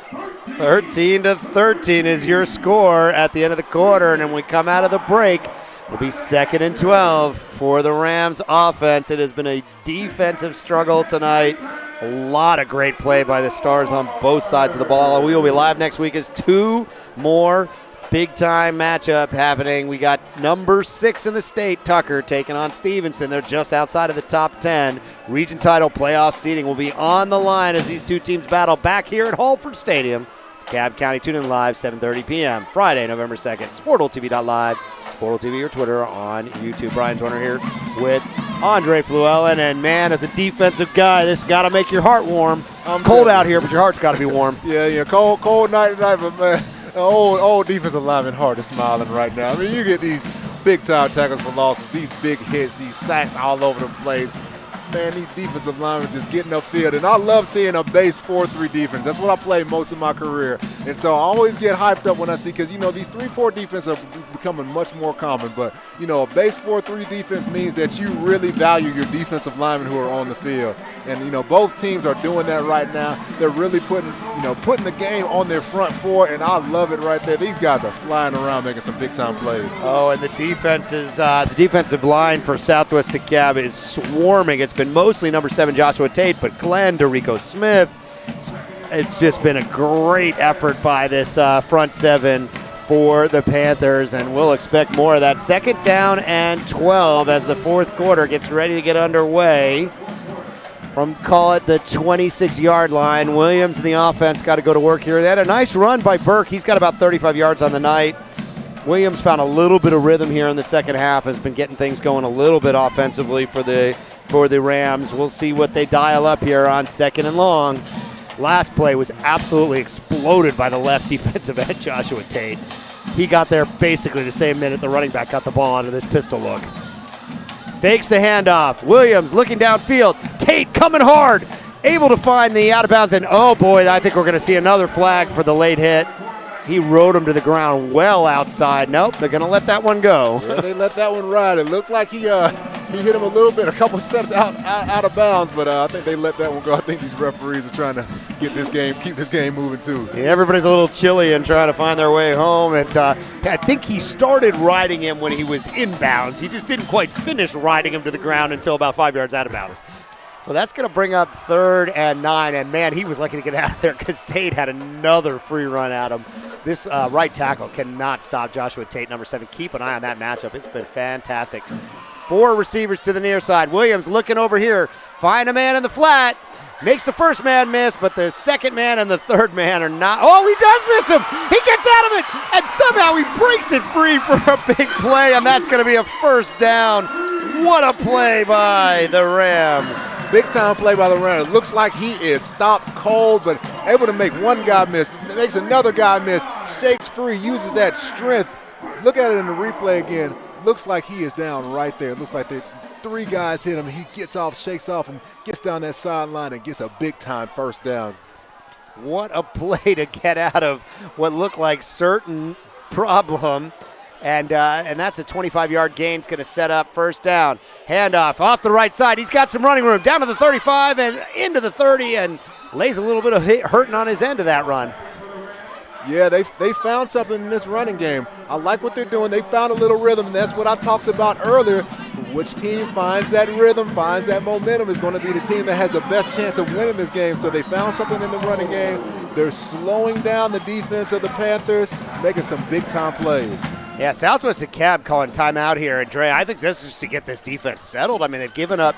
They had him bottled up. It would have been 4th down in a punt situation. And they let the receiver come flying out of that pack somehow. And then another nice long run by Burke, who's got almost 30 yards rushing out this drive on 2 carries. Yeah, this is actually a really good timeout by the, really just settle the guys down. It's just like, when you get those basketball games when the coach takes a timeout when that team just has that momentum and just rolling the scoreboard up. So good timeout right here. Get your defense settled down.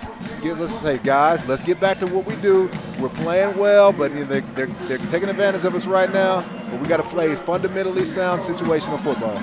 Yeah, they just got to bring guys to the ground. It looks like that's been the biggest miss here in the last little bit. 11:33 remaining. We are still tied at 13, but the Rams offense for the first time all night really clicking. I got Williams over 100 yards passing, about 25 yards rushing, and Burke come alive, number 12, Burke for them.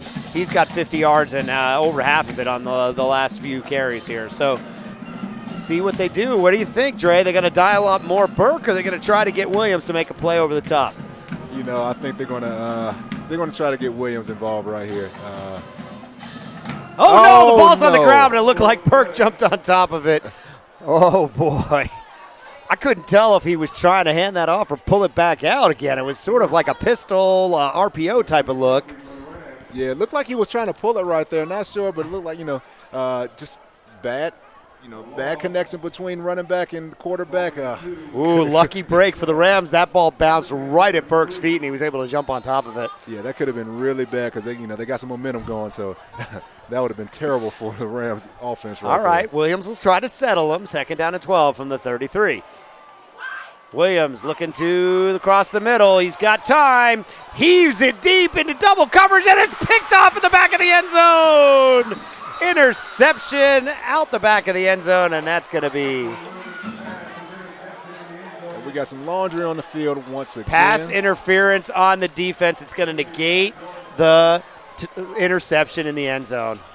Wow, he is lucky right there because he just threw that one up. It looked like he just heaved it up, just hoping and wishing and praying that the receiver catches, makes a play right there. But that's not what you needed right there. They were lucky that it was a pass interference call. Oh man, yeah. I mean, there was that delayed blitz we've seen out of the Southwest DeKalb a few times. Came late in there, and Williams. I mean, I think he saw the heat coming hard. He just chucked it towards the back of the end zone, and they were lucky that the receiver got pushed down. And this will set up 1st down. We got a player down on the field. Looks like the receiver for the Rams. He's up. He looks fine down there, coming off the sideline. But this is going to set up 1st down. We're seeing where the sticks are getting reset. Looks like the 18-yard line. 1st and 10 in the red zone now. Big break for the Rams offense. Yeah, that was a huge break because, man, that could have been a gut-wrenching penalty. I mean, interception right there. You got the momentum. You've been driving down the field. This is by far your best series. It's your most well-put-together series. And just to heave it up like that, he is lucky that penalty happened because his coach would have been steamed. Says, son, do not just throw the ball up in the air right there. If you're going to do that, throw it out of bounds, do something. I think he was trying to throw it out the back of the end zone, but the blitz was coming on that delayed blitz, and he couldn't quite get enough under it. I think he was trying to throw it out the back of the end zone. He just didn't have enough arm on it. Yeah, you're probably right there because that blitz was right in his face. All right, Williams will go to work after the heart-stopping play there. 10:47 remaining, 1st and 10 from the 18. And he is going absolutely nowhere. You know what? That was not Williams. That was Greer in a Wildcat quarterback situation. It was a keeper the whole way, and that lost 5-6 yards. And that may well have taken them out of field goal position. Yeah, they tried that direct snap quarterback draw, and I understand what they're doing, trying to get the defensive lineman up the field again. But he bobbled the snap a little bit, made him hesitate. And once you hesitate with these fast linemen and these fast front seven, you can't hesitate at all, and they get a big-time tackle for loss. Yeah, Williams not the running quarterback. We really haven't seen much of that from him at all. So they pulled him out and brought Greer in as like a Wildcat quarterback, like your man Ronnie Brown from your high school days when he got to the pros. But that went absolutely nowhere. Panthers are ready for it. Here goes Williams. Fakes the handoffs. Got the slant route and able to complete it. It's going to be short of the 1st down, though. That was complete to Webb for about 10 yards. It's going to set up 3rd and about 4, maybe 3. Yeah, that slant has definitely been their best passing play of the night. They've been consistent with it, able to get, some good yardage right there. So I like what they're doing right there, but they can come back to the run. They actually, it's 3rd and 4 right now, but they have some opportunities there, but they got to get this touchdown. The Panthers corner seemed to know that play. That's the guy with the pink sleeves down there for the Panthers. He seemed to see it. I think that's Spivey, and he tried to jump over the top of the slant. And it just wasn't there, but he knew the play. He just couldn't do anything about it. Yeah, those slants are so tough to stop. I mean, just because it's an inside throw and it's a direct line. See, the quarterback has a direct line because he's throwing right over the middle of the field. So those slants are really hard to stop. Even if you know the play is coming, just like Spivey did, still not able to get there in time. Sorry, I believe that's actually Carlos Stevenson. That's my bad there, Dre. But yeah, I mean, he seemed to see it, but he couldn't do a darn thing about it. 9:23 remaining in this tie ball game in the fourth quarter. Huge 3rd down and 4 coming up. Today's game brought to you by Sportal TV. Sportal TV Twitter handle.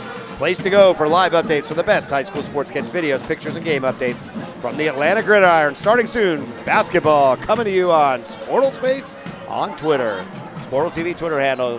Hit that follow button if you're watching us there, or subscribe button if you're watching this replay on YouTube. Huge 3rd and 4. Williams will go to work. Looks like they show blitz. Backing it off. Let's see if they bring it. Looks like they're going to blitz right up that middle.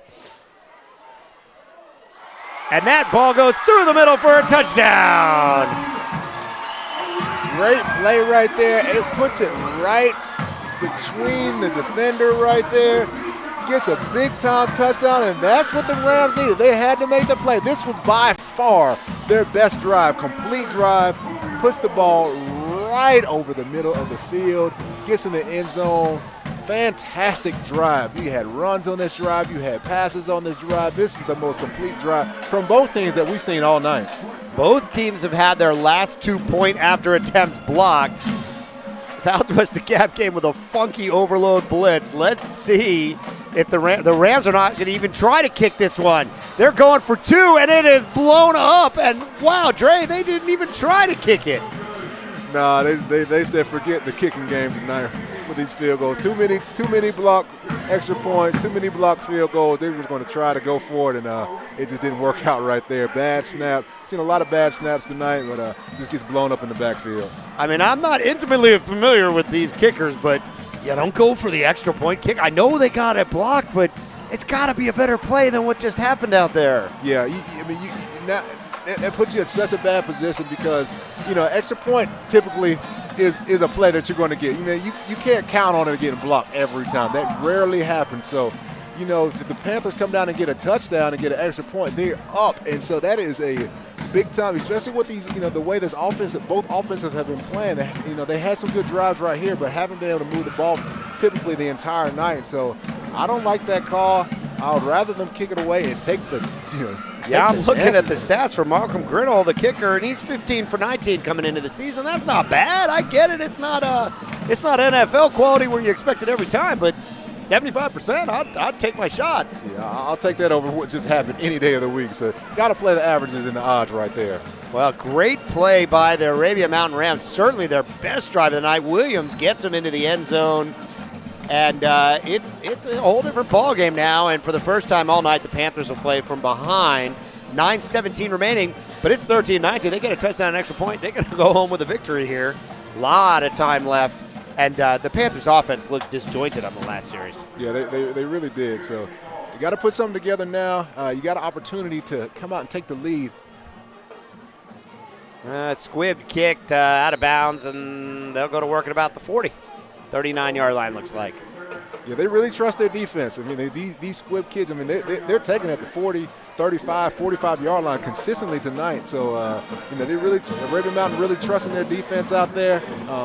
These Squibb kids, not what I've typically seen before, but they understand that the Panthers have some dangerous returners back there. Fair enough. If you want to see your company's brand featured on Sportal TV, we're now taking sponsors for our coverage of basketball and the spring sports. Get in touch with the Sportal TV team now to connect your brand with high school athletes, coaches, and fans across the state of Georgia. Ryan White will come out here with this offense, see if they'll have Starks or Scott in the backfield with them. Looks like they're going to go with Scott, Ian Scott. The leading rusher on the season will be in the backfield. He's got 2 receivers to the far side, 1 to the near. Critical possession with 9:14 left, down 13-19.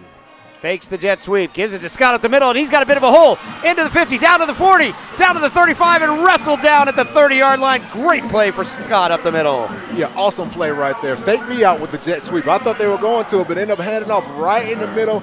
Gets it right through the teeth of the defense. Able to make a guy miss. Gets a big-time run. That's what they needed, and this is what we talked about earlier. This is what we talked about. If they get a touchdown and an extra point, they are up.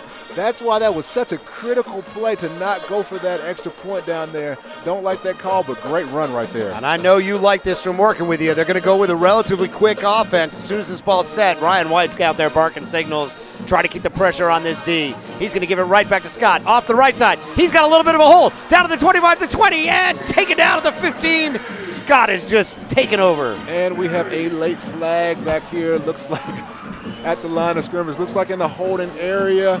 Dre, I'm going to have to start looking for flags before I get excited out here. I know. This is a killer. Scott had taken the ball down to the 15-yard line, and it looks like it's going to be a hold. The Panthers are backing up. Oh, what a great play, and they're going to be backed up on the wrong side of the 40, I think. Yep, 41-yard line's going to set up. First down and 21. What a gut punch for the Panthers offense. Yeah, that's always tough as a running back, too. When you get a good run and it's just you look back and it's just like, oh, it's just negated by a hold that I probably didn't need to have happen anyway. Those are the ones that really hurt. It kind of upsets you as a running back, but he's got to just keep it in the groove because he's had two good runs back to back. All right, they'll go back to work here. 8:33 remaining. Clock is running. First down and 21 off the back of the holding penalty. Ryan White moving guys around out there. Looking to pass. Trying to get a screen underneath, and he just didn't even have the time to set that thing up. The defense was all over him. Yeah, they were ready for that one. Throws it out in a bad area as well. Puts it behind the guy so he has to come back and try to make the catch instead of let him able to set his feet and get upfield, but that play was going nowhere anyway. Yeah, receiver screen to Muhammad just blown up. There were 3 defenders. And, you've been saying it all night. Both of these teams aggressively blitzing, screen plays, these short slants. Not a bad idea, just that execution wasn't there. Yeah, execution not there right there. So, again, good play call, just bad execution. Second and 21 for Coach Wimes' offense. Let's see what Ryan White dials up. He's got 2 receivers to the near side, 1 on the far side. Steps back to pass. Pockets holding. He's going to try another screen, and a great athletic play by the defense. And it looks like it's going to be picked. What a play. Man, he broke on that ball right there. Amazing speed. Didn't look like he was going to be able to make it there in time, but able to get there and get that interception right there. Look at that. If we can see it on the replay again, I think we got it right here. But look at how he breaks. He's 10 yards away when the ball is thrown, and he breaks that fast. That's amazing, explosive speed right there. Damian Fitzpatrick, number 9, just completely jumped the route, picks it off, and it is Arabia Mountains ball again. Arabia Mountain is starting to come alive this fourth quarter. They've had a big fourth quarter offensively, defensively. Man, able to make some big plays. Yeah, it felt like Southwest DeKalb's game to lose here. They felt like they had most of the momentum, but a couple big mistakes, and that's the second pick tonight for White. He kind of threw the ball to an area, counted on his receiver to get that inside position, and Fitzpatrick, he just blew the play up, just cut right in front of it and took the ball away from the receiver. Yeah, I really thought it was going to be a complete pass. I didn't see Fitzpatrick anywhere in my vision, and then he just broke like a blur and just made the play. That is a fantastic play, just an explosive speed by him. Number 9, Fitzpatrick, sophomore corner with the game-changing play, 13-19. 19-13, Arabia Mountain up. They will go to work at the 43-yard line. Williams in the shotgun. A little bit of an RPO look, a little bit of confusion with Burke, and lucky to get back there. I don't know what happened there. It looked like they both thought they were going to keep the ball. Yeah, that's what it looked like. Not often you see the running back and quarterback run in the same direction. Usually the RPO, it has a little bit of misdirection element in it, but lucky to not get blown up in the backfield and get back to the original line of scrimmage. Yeah, Burke was very, very effective on that last drive. He's got about 50 yards rushing, but they've been tough yards, and 30 of them came on that last drive. Let's see, they've got him still back there, number 12, Burke in the backfield with Williams. They'll move him to Williams' right, get out of that pistol RPO look. Let's see what they do here. 7:30 remaining, handoff to Burke, and guess who's there? Big number 7, Tate. Tackle for loss yet again. Man, these guys, their first step off the line of scrimmage is scary. I mean, just for, to be in high school, to see that quick twitch, to be able to, and not get drawn off sides, that is really tough. They play disciplined football, but, man, they have some explosive takeoffs on them. That is number 7, Tate. Keep an eye on him. He has been a star all night. We haven't had a defensive player get our player of the week yet. He's getting close to earning it, but his team's going to have to come up with a stop here and find some offense. In the shotgun now on 3rd and 14 goes Williams. He's got 3 receivers to the near side. Puts one in motion. Drops back to pass, trying to set up a wide receiver screen. Defense is all over that one. That was going nowhere fast. Yeah, they were ready for that one that time. I've been calling for that play, but not on 3rd and 14. That's not the time to do it right there. But try to set it up, but the defense is just too fast, too much speed out there. Gets him before he can even get going. Clock is Arabia Mountain's friend. 6:20. They can run this down to just under 6 minutes before they'll have to punt. They'll be punting from their own, looks like the 34, so try to get this thing down to the 30-yard line or something on the other side. Punting's been a little bit of an adventure for both teams tonight. Just at the 6-minute mark. Nice punt down the sideline, but it's going to be, takes a wicked bounce. Going to try to pick this thing up and return it. Got a little bit of a lane and taken down. Wrestling style there. Yeah, get suplex. That was big number 42, Anthony Wynn. Oh, no, I'm sorry. Big number 42 on Arabia Mountain, and we've called his name a couple times before. Thomas Douglas. Yeah, Thomas Douglas does a nice MMA takedown right there. Stops him in his tracks with aggression. So big play right there. Looked like a dangerous punt return. He's going the wrong way, but ends up picking it up and makes something happen. This will give the Panthers pretty good starting field position. They'll take over here at their 35-yard line. Tons of time. They only have 2 timeouts, but not really an issue with 5:48 left. But if they do have to punt again, they're going to be facing a pretty tough battle. So Ryan White's got to make something happen. Hands it off inside and take it down at the line of scrimmage. No gain. Yeah, nothing doing right there. Tries to cut it back to the other side of the line of scrimmage, but again, nothing there. The Arabian Mountain doing a great job stacking up the offensive lineman at the line of scrimmage. Now, it looks like Ryan White's going to have to win this over the top. If the Panthers are going to get another touchdown here, he's going to have to go to the air and just shake off those 2 interceptions and focus on what they've done well tonight. Back to pass is White. Pockets holding, and some type of miscommunication. There were 2 defenders on him anyways, so even if he'd gotten that ball over to right, I don't think he would have much of a chance there. And now we're looking at 3rd and long again. Yes, 3rd and long right here. So, these are some quick drives, and they got to get downfield. They have to take a shot right here. Just like you said, you got to put the ball in White's hand and make him, throw the ball down the field. And he's got to win this game because they are on the wrong side of the clock, wrong side of the scoreboard. They got to do something really quick because Arabia Mountain right now is playing some strong football. Well, yeah, and the running game is just not working at all for the Panthers tonight. So it's going to have to be Ryan White. He's going to have to make something happen. 5:15 remaining, 3rd and 10. Big play here for the Panthers offense. Can Arabia Mountain come up with another stop? White back to pass. Got a pocket. Throws across the middle. Ball is tipped, and it is not going to be completed. Man, oh, man. He has his wide receiver, number 6. I haven't got his name right, yet, but for the Panthers, number 6. Yep. Scot-free down the sideline and just misses him. What White has been doing, I can tell those interceptions are on his mind because he's just staring down his receiver. He's not scanning the field like he's capable of doing. We've seen him do it, but not scanning the field. He's only making one decision, and he's thrown into coverage. He has people wide open on other sides. I know it's a hard game. I know you're under duress, you're under pressure, but, hey, you got to win this game. You are undefeated right now, and this is for region play. You got to win this one. And Fitzpatrick, number 9, was coming over the top of that play again. This one's going to take a bounce down to the 30, down to the 27, and with 5:01 left, the Panthers are going to have to come up with a pretty quick stop and get the ball back into their quarterback's hands here. Yeah, they definitely do. They got to make a big-time stop right here. They got to really pin their ears back and play sound football, but they got to make something happen because Arabia Mountain has been playing some strong football these last few series, so they got their work cut out for them. Well, we got one more game of the week in the regular season next week, November 2nd. Tune in.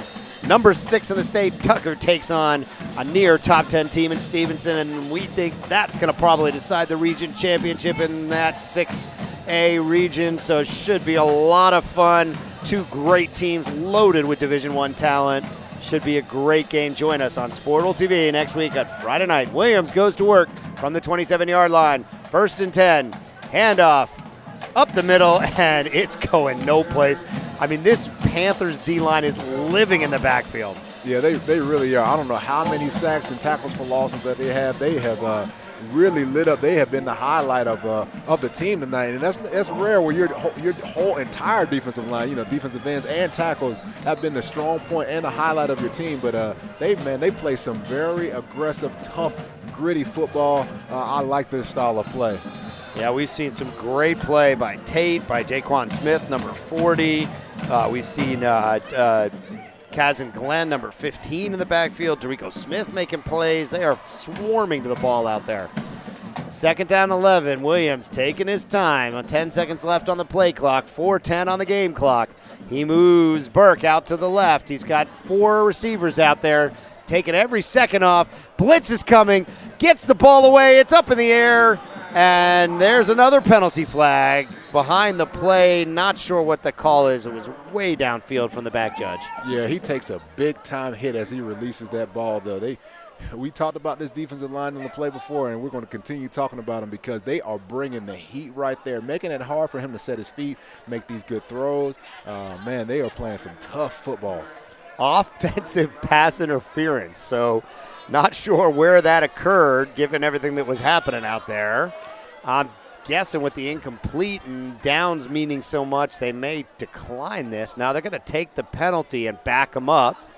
All right, I guess with the way your offense is struggling, it's not a terrible decision there, but it's going to be 2nd and 20 and a bit. A little more than 20, it looks like. They got a long way to go. Going to need to get to the 37-yard line for a first down. 2nd and 21. 23. Wow, they're way back there. Back all the way to the 13-yard line. You like them taking that penalty and giving them the extra down with only 4 minutes remaining? I understand what they're doing. They're trying to play the field position battle. I get it. Probably right here, they're probably going to try to bring the house to try to get another tackle for loss. But I don't necessarily like giving them another play. Handoff goes to Burke. He's testing that right side of the line, and he gets about 5-6 yards. Burke thought he had one. He jumped up. They got him by the foot, and he kind of jumped up excited. He thought he was going to break that thing. Yeah, he was close to breaking out of there, but somebody gets him by the ankle, gets him down. But this clock is working against the Panthers right now. That's like you said. Talking about getting that extra play. Not a bad time for a timeout here on 3rd and long. They're going to let another 30 seconds blow off this clock if they don't take the timeout. Which looking to Coach Wimes on the sideline, they're going to let it go. Williams has done a nice job of running this clock down. He's got 15 on the play clock, 3:20 on the game clock. And he'll hand this off. He had 10 seconds or more left on the play clock there. Didn't run it down enough. And that's going to bring up 4th and a dozen, and they will punt if they are able to use all the time with about 2:40 left. Yeah, football is a game of inches and a game of seconds. So you got to – I know it doesn't seem like much. I know we're talking about, it's only 10 seconds, it's 5 seconds. But at the end of a game, when you're trying to win, and this is for region play, when you're trying to win these big games, you have to take advantage of every opportunity that you have. So an inch is an opportunity. A second is an opportunity. Yeah. You got to take advantage of them. And they waited a long time to get this ball set. And so 2:40 is your time on the play clock, about 12 seconds on the 10 seconds on the play clock. We have to get this thing off here. 2:30 is your game time. Punts away. It's going to be fielded at the 45-yard line. Going to try to make a move. He's got a shot to the sideline. And going down at the 40-yard line, 2:20 is your time left. And this game is there for the Panthers to win. 2:20, down by 6. They got the opportunity here. You have the opportunity. Great field position. That was a big-time return. Gets them about 15, 20 yards on that return. Make something happen. That's exactly what they wanted. So they're in the right position to be able to capitalize and win this game. We talked about that not going for that extra point earlier. That can come back to haunt Arabian Mountain. These types of things, these situational football, these little things about this game really count at the end of these games. Let's see if Coach Pritchett keeps dialing up the blitzes. He's been coming. The Arabia Mountain Rams have been coming with heat, trying to bottle this thing up. We saw some good running by Scott in the second half. Let's see what they do. Ryan White. Oh, no, way offsides. The whole left tackle moved way before the snap on that one for Southwest DeKalb. That looked like Jason Stovall Jr. He was way early. Yeah, big fella, I understand. You're trying to get your kick back in. You're trying to get in that position because they've been coming at with some blitzes all night. So you're trying to set up, get out there a little earlier. I understand, but you got to hold your water a little bit, big fella. 2:19 remaining. It's going to be 1st and 15 now from the 45. Yet another penalty in a heavily penalized night. Arabian Mountain Rams band trying to pump up the fans out here. Need a big defensive stop, and that would probably close out the game if they get the ball back. White looking to the left side. Got a man open in the flat. Juking, moving, and going to get down to about the 35-yard line is Muhammad. He'll get back about 10 on that play. Yeah, makes a guy miss. I would like for him to get out of bounds. I know they have a lot of time, but like for him to stop the clock because he had an opportunity to get out of bounds, stop the clock, make sure that they're not putting any more pressure on the offense that needs to be put on, but still makes a guy miss, makes a big play. It's 1:48. Tick, tick, tick. Clock is rolling. Ryan White still in that shotgun, looking, tries to get the ball to Starks on a screen, and he didn't catch it, and even if he did, it wasn't going anywhere. No, that wasn't going anywhere. Not a good play call. You throw a lateral to the line of scrimmage when you need to get downfield. That's just not the play that I would like to run right there. You got to get down the field. You got to get some positive yardage. You can't start horizontal and then go forward. That's only if you have a lot of time left. You don't have enough time to do plays like that right now. You know whose name we haven't said is number 11, Ulmer. He was huge. He had 100 yards and a touchdown in the first half. They haven't got him the ball. Let's see if they can find number 11, Ulmer, out there. Bit of an island out there on the far and the right side. 2-man, no safety help. Let's see if they can find a way to get it to him. Ryan White checking with his coaches. 1:39, clock is stopped. 3rd down and 6, and they're going to call timeout. They didn't like the play. Yeah, didn't like the play. He was running out of time as well, so that's a critical timeout right there. The clock was already stopped previously because of the incomplete pass. Have to burn another timeout. These are just these small things. They had to really make up for that because these small things can really come back and bite you. Well, and I think they had what they wanted. They had 2 receivers to the far side, their right side of the offense, far side of the screen, and there was no safety help at all. It was just 2 corners on an island out there. Giving you a quick look over at this Arabia Mountain Band. They've been pumping the crowd up all night long. They are rocking and rolling out here. It's been an entertaining band night. Southwest DeKalb on the far sideline. They got a great band as well. So when we come back from the timeout, it's going to be 3rd and 6, 1:39 left. Southwest DeKalb just burned one of their 2 critical remaining timeouts. So this is last stand time. I mean, you ain't worried about anything at this point. It's 4 downs. You got 2 chances to get these 6 yards. Yeah, it's 4-down territory right here. You got to come with your plays. I mean, a coach has a Rolodex of those plays. Well, this is time for one of those plays where you got to get a 1st down and you got to make something happen. All right, Ryan White, he's got Starks in the backfield, 2 receivers to each side. Picks up the blitz, and that is way overthrown, not even close. Oh, had him too. Had him on the inside slant. Cuts inside. Has him open, but just overthrows and puts too much on the ball. Tries to force it in there with too much velocity. All you had to do is just get it out to the guy, make the play. But it's 4-down territory. They got to make it happen right here.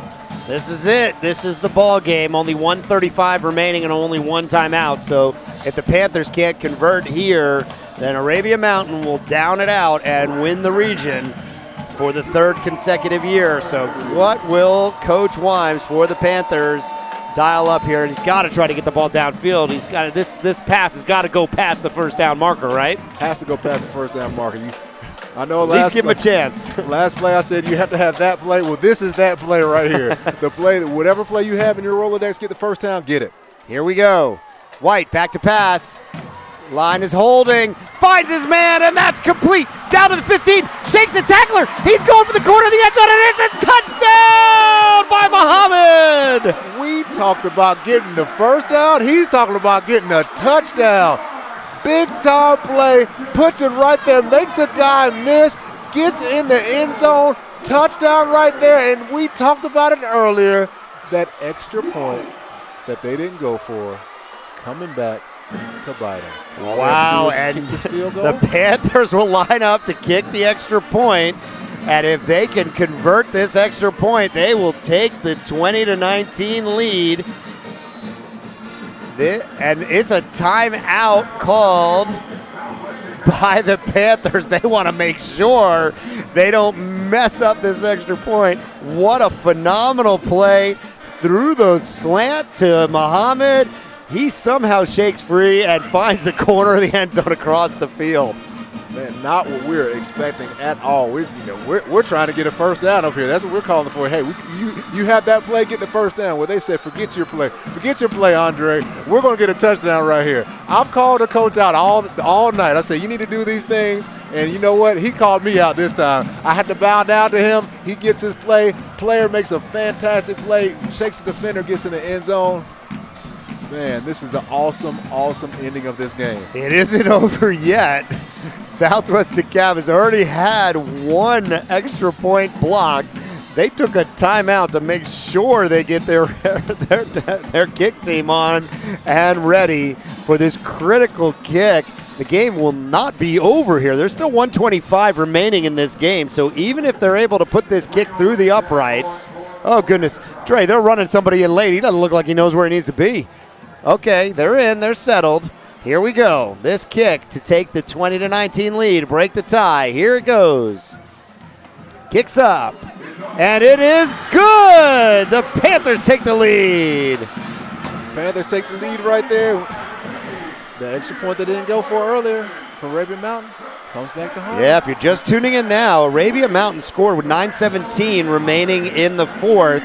They had problems with a blocked extra point earlier in the game, decided to go for two. It was not a good play. It was blown up immediately. That left the game 19-13, and with 1:25 left, Ryan White gets his second touchdown of the night to Muhammad, and we see the extra point sail through for Southwest Dekalb, and it's 20-19, and now all the pressure on Williams to try to find some way to get him into a field goal range, or probably more likely into the end zone.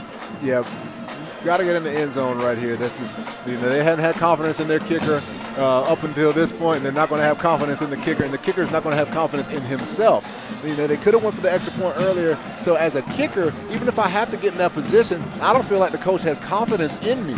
So they need to be worried about or be figuring out ways to get this touchdown right here. Hopefully they can get a big-time return.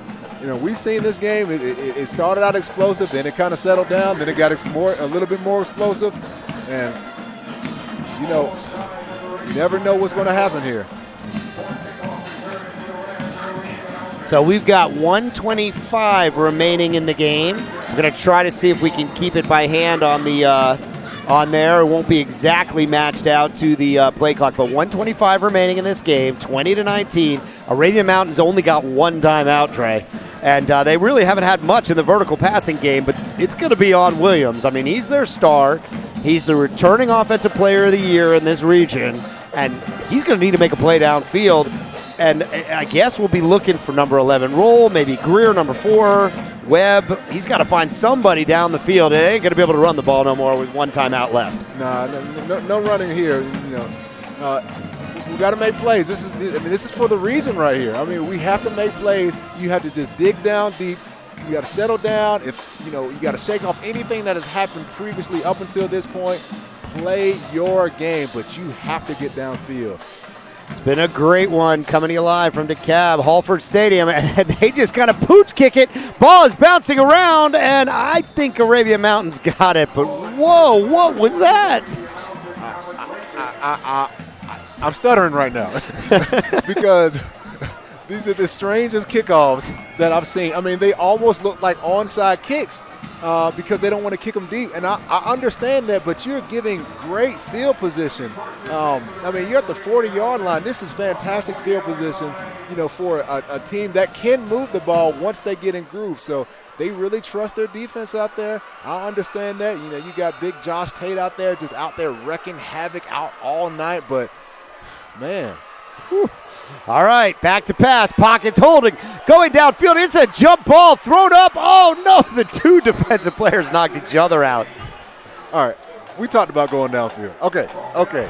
But it has you have to do it in a sense where you can't just throw the ball up to, 4 defenders right there. Make precise, accurate plays, because those plays like that should be intercepted. That should be intercepted. That should be ball game. He gets bailed out because the defender hits another defender and knocks the ball down. I mean, if you're going to take these shots downfield for Williams, he's got to do it along the sideline. He can't throw the ball into the teeth of the defense like that again. 1:16 remaining now, 2nd down and 10. Williams has got 4 receivers, 2 to the top, 2 to the bottom. Blitz is coming. Offensive line holds. Williams looking across the field, throws it underneath, and that's going to be a 5-yard gain. The clock's going to burn, and they're going to have to think about their timeout here now. 1:03, clock is running, tick, tick, tick, and that play is really hurting them. Down to 58, 56, 55. This clock is still running. 50 seconds. Williams finally gets it snapped. Looking to the left, it's not there. Looking to the right, nothing doing, and he has to throw it away. And, Dre, there were like 2 holding plays on that one. There really were. There was so many holdings that were missed right there. That's one thing I hated about 2 minutes, especially in the game. Playing in the NFL was the referees never call holding during 2 minutes. Offensive linemen can do whatever they want in 2 minutes because the referee is so concerned about actually keeping the play going. So they get away with a whole bunch of stuff right there. Next season, we're going to have to get an offensive lineman up in the booth with us so he can defend offensive linemen out there for all 4th and 5, 46 seconds left. And at this point, you just got to be thinking first down. They got to do something to get past the sticks and keep their season alive here for the region title. He's throwing it deep. Not a chance. That is way out of bounds, and that is going to be the ball game. Southwest DeKalb will be able to down it out and finish the game off after that incomplete pass. Yeah, that's unfortunate to end the game like that because he actually had some opportunities underneath. But it just seemed like in the end of the game, the pressure got to him, kind of panicked, started throwing the ball down the field, trying to make everything in one play instead of making one play and make one play become everything. So, that's what you have to do. You can't do it all in one play. Just take it one play at a time. But, so – these guys can start looking to the playoffs now, Dre. You've seen the Southwest DeKalb team. I mean, they're going to come in as the 1 seed, undefeated, probably into the playoffs. I think these guys can make some noise. I mean, it was an up and down game. I know it's a region game, a tough foe, but man, there was a lot of good, but a whole bunch of stuff that could really hurt you in the playoffs. Yeah, I mean, they have to clean up their brand of football. I mean, it's just from the penalties to just the pre-snap, after the snap. And just not really being in a rhythm. That's their thing. They have to be able to find a rhythm. I know this is football, and I know things get out of rhythm sometimes. And hey, it's a football game. Some things just happen, but you have to be able to develop your rhythm even within the game, and that's what they have to do. And if they want to take it deep into the playoffs, they have to clean up their brand of football. Yeah, they did enough. I mean, this defense is certainly state championship caliber. There is no doubt there are stars all over the defense for Southwest DeKalb. And look, for Arabia Mountain, they've got a strong defense too. They got a quarterback that they can count on. They struggled, but I can see how this happens. This is a very good defensive team for Southwest DeKalb. Both of these teams, I think, will have a chance at 5A to make some noise. You're going to have to play perfect football to get past the Rome Wolves. We've seen them a few times on Sportal TV, and that's a tough order for anyone. Yeah, it really is, especially if you have to go up there. So, both great teams tonight. They played hard. They just played sloppy. But they can put things together. They can take it into the playoffs. Thank you for joining us on Sportal TV. For Brian Zorner, Andre Fluell, and our producer Joseph Johnson, our cameraman Andrew Garner. Join us next week, November the 2nd, as we have Tucker taking on Stevenson, another matchup that will be deciding a region championship. Thank you very much, and good night.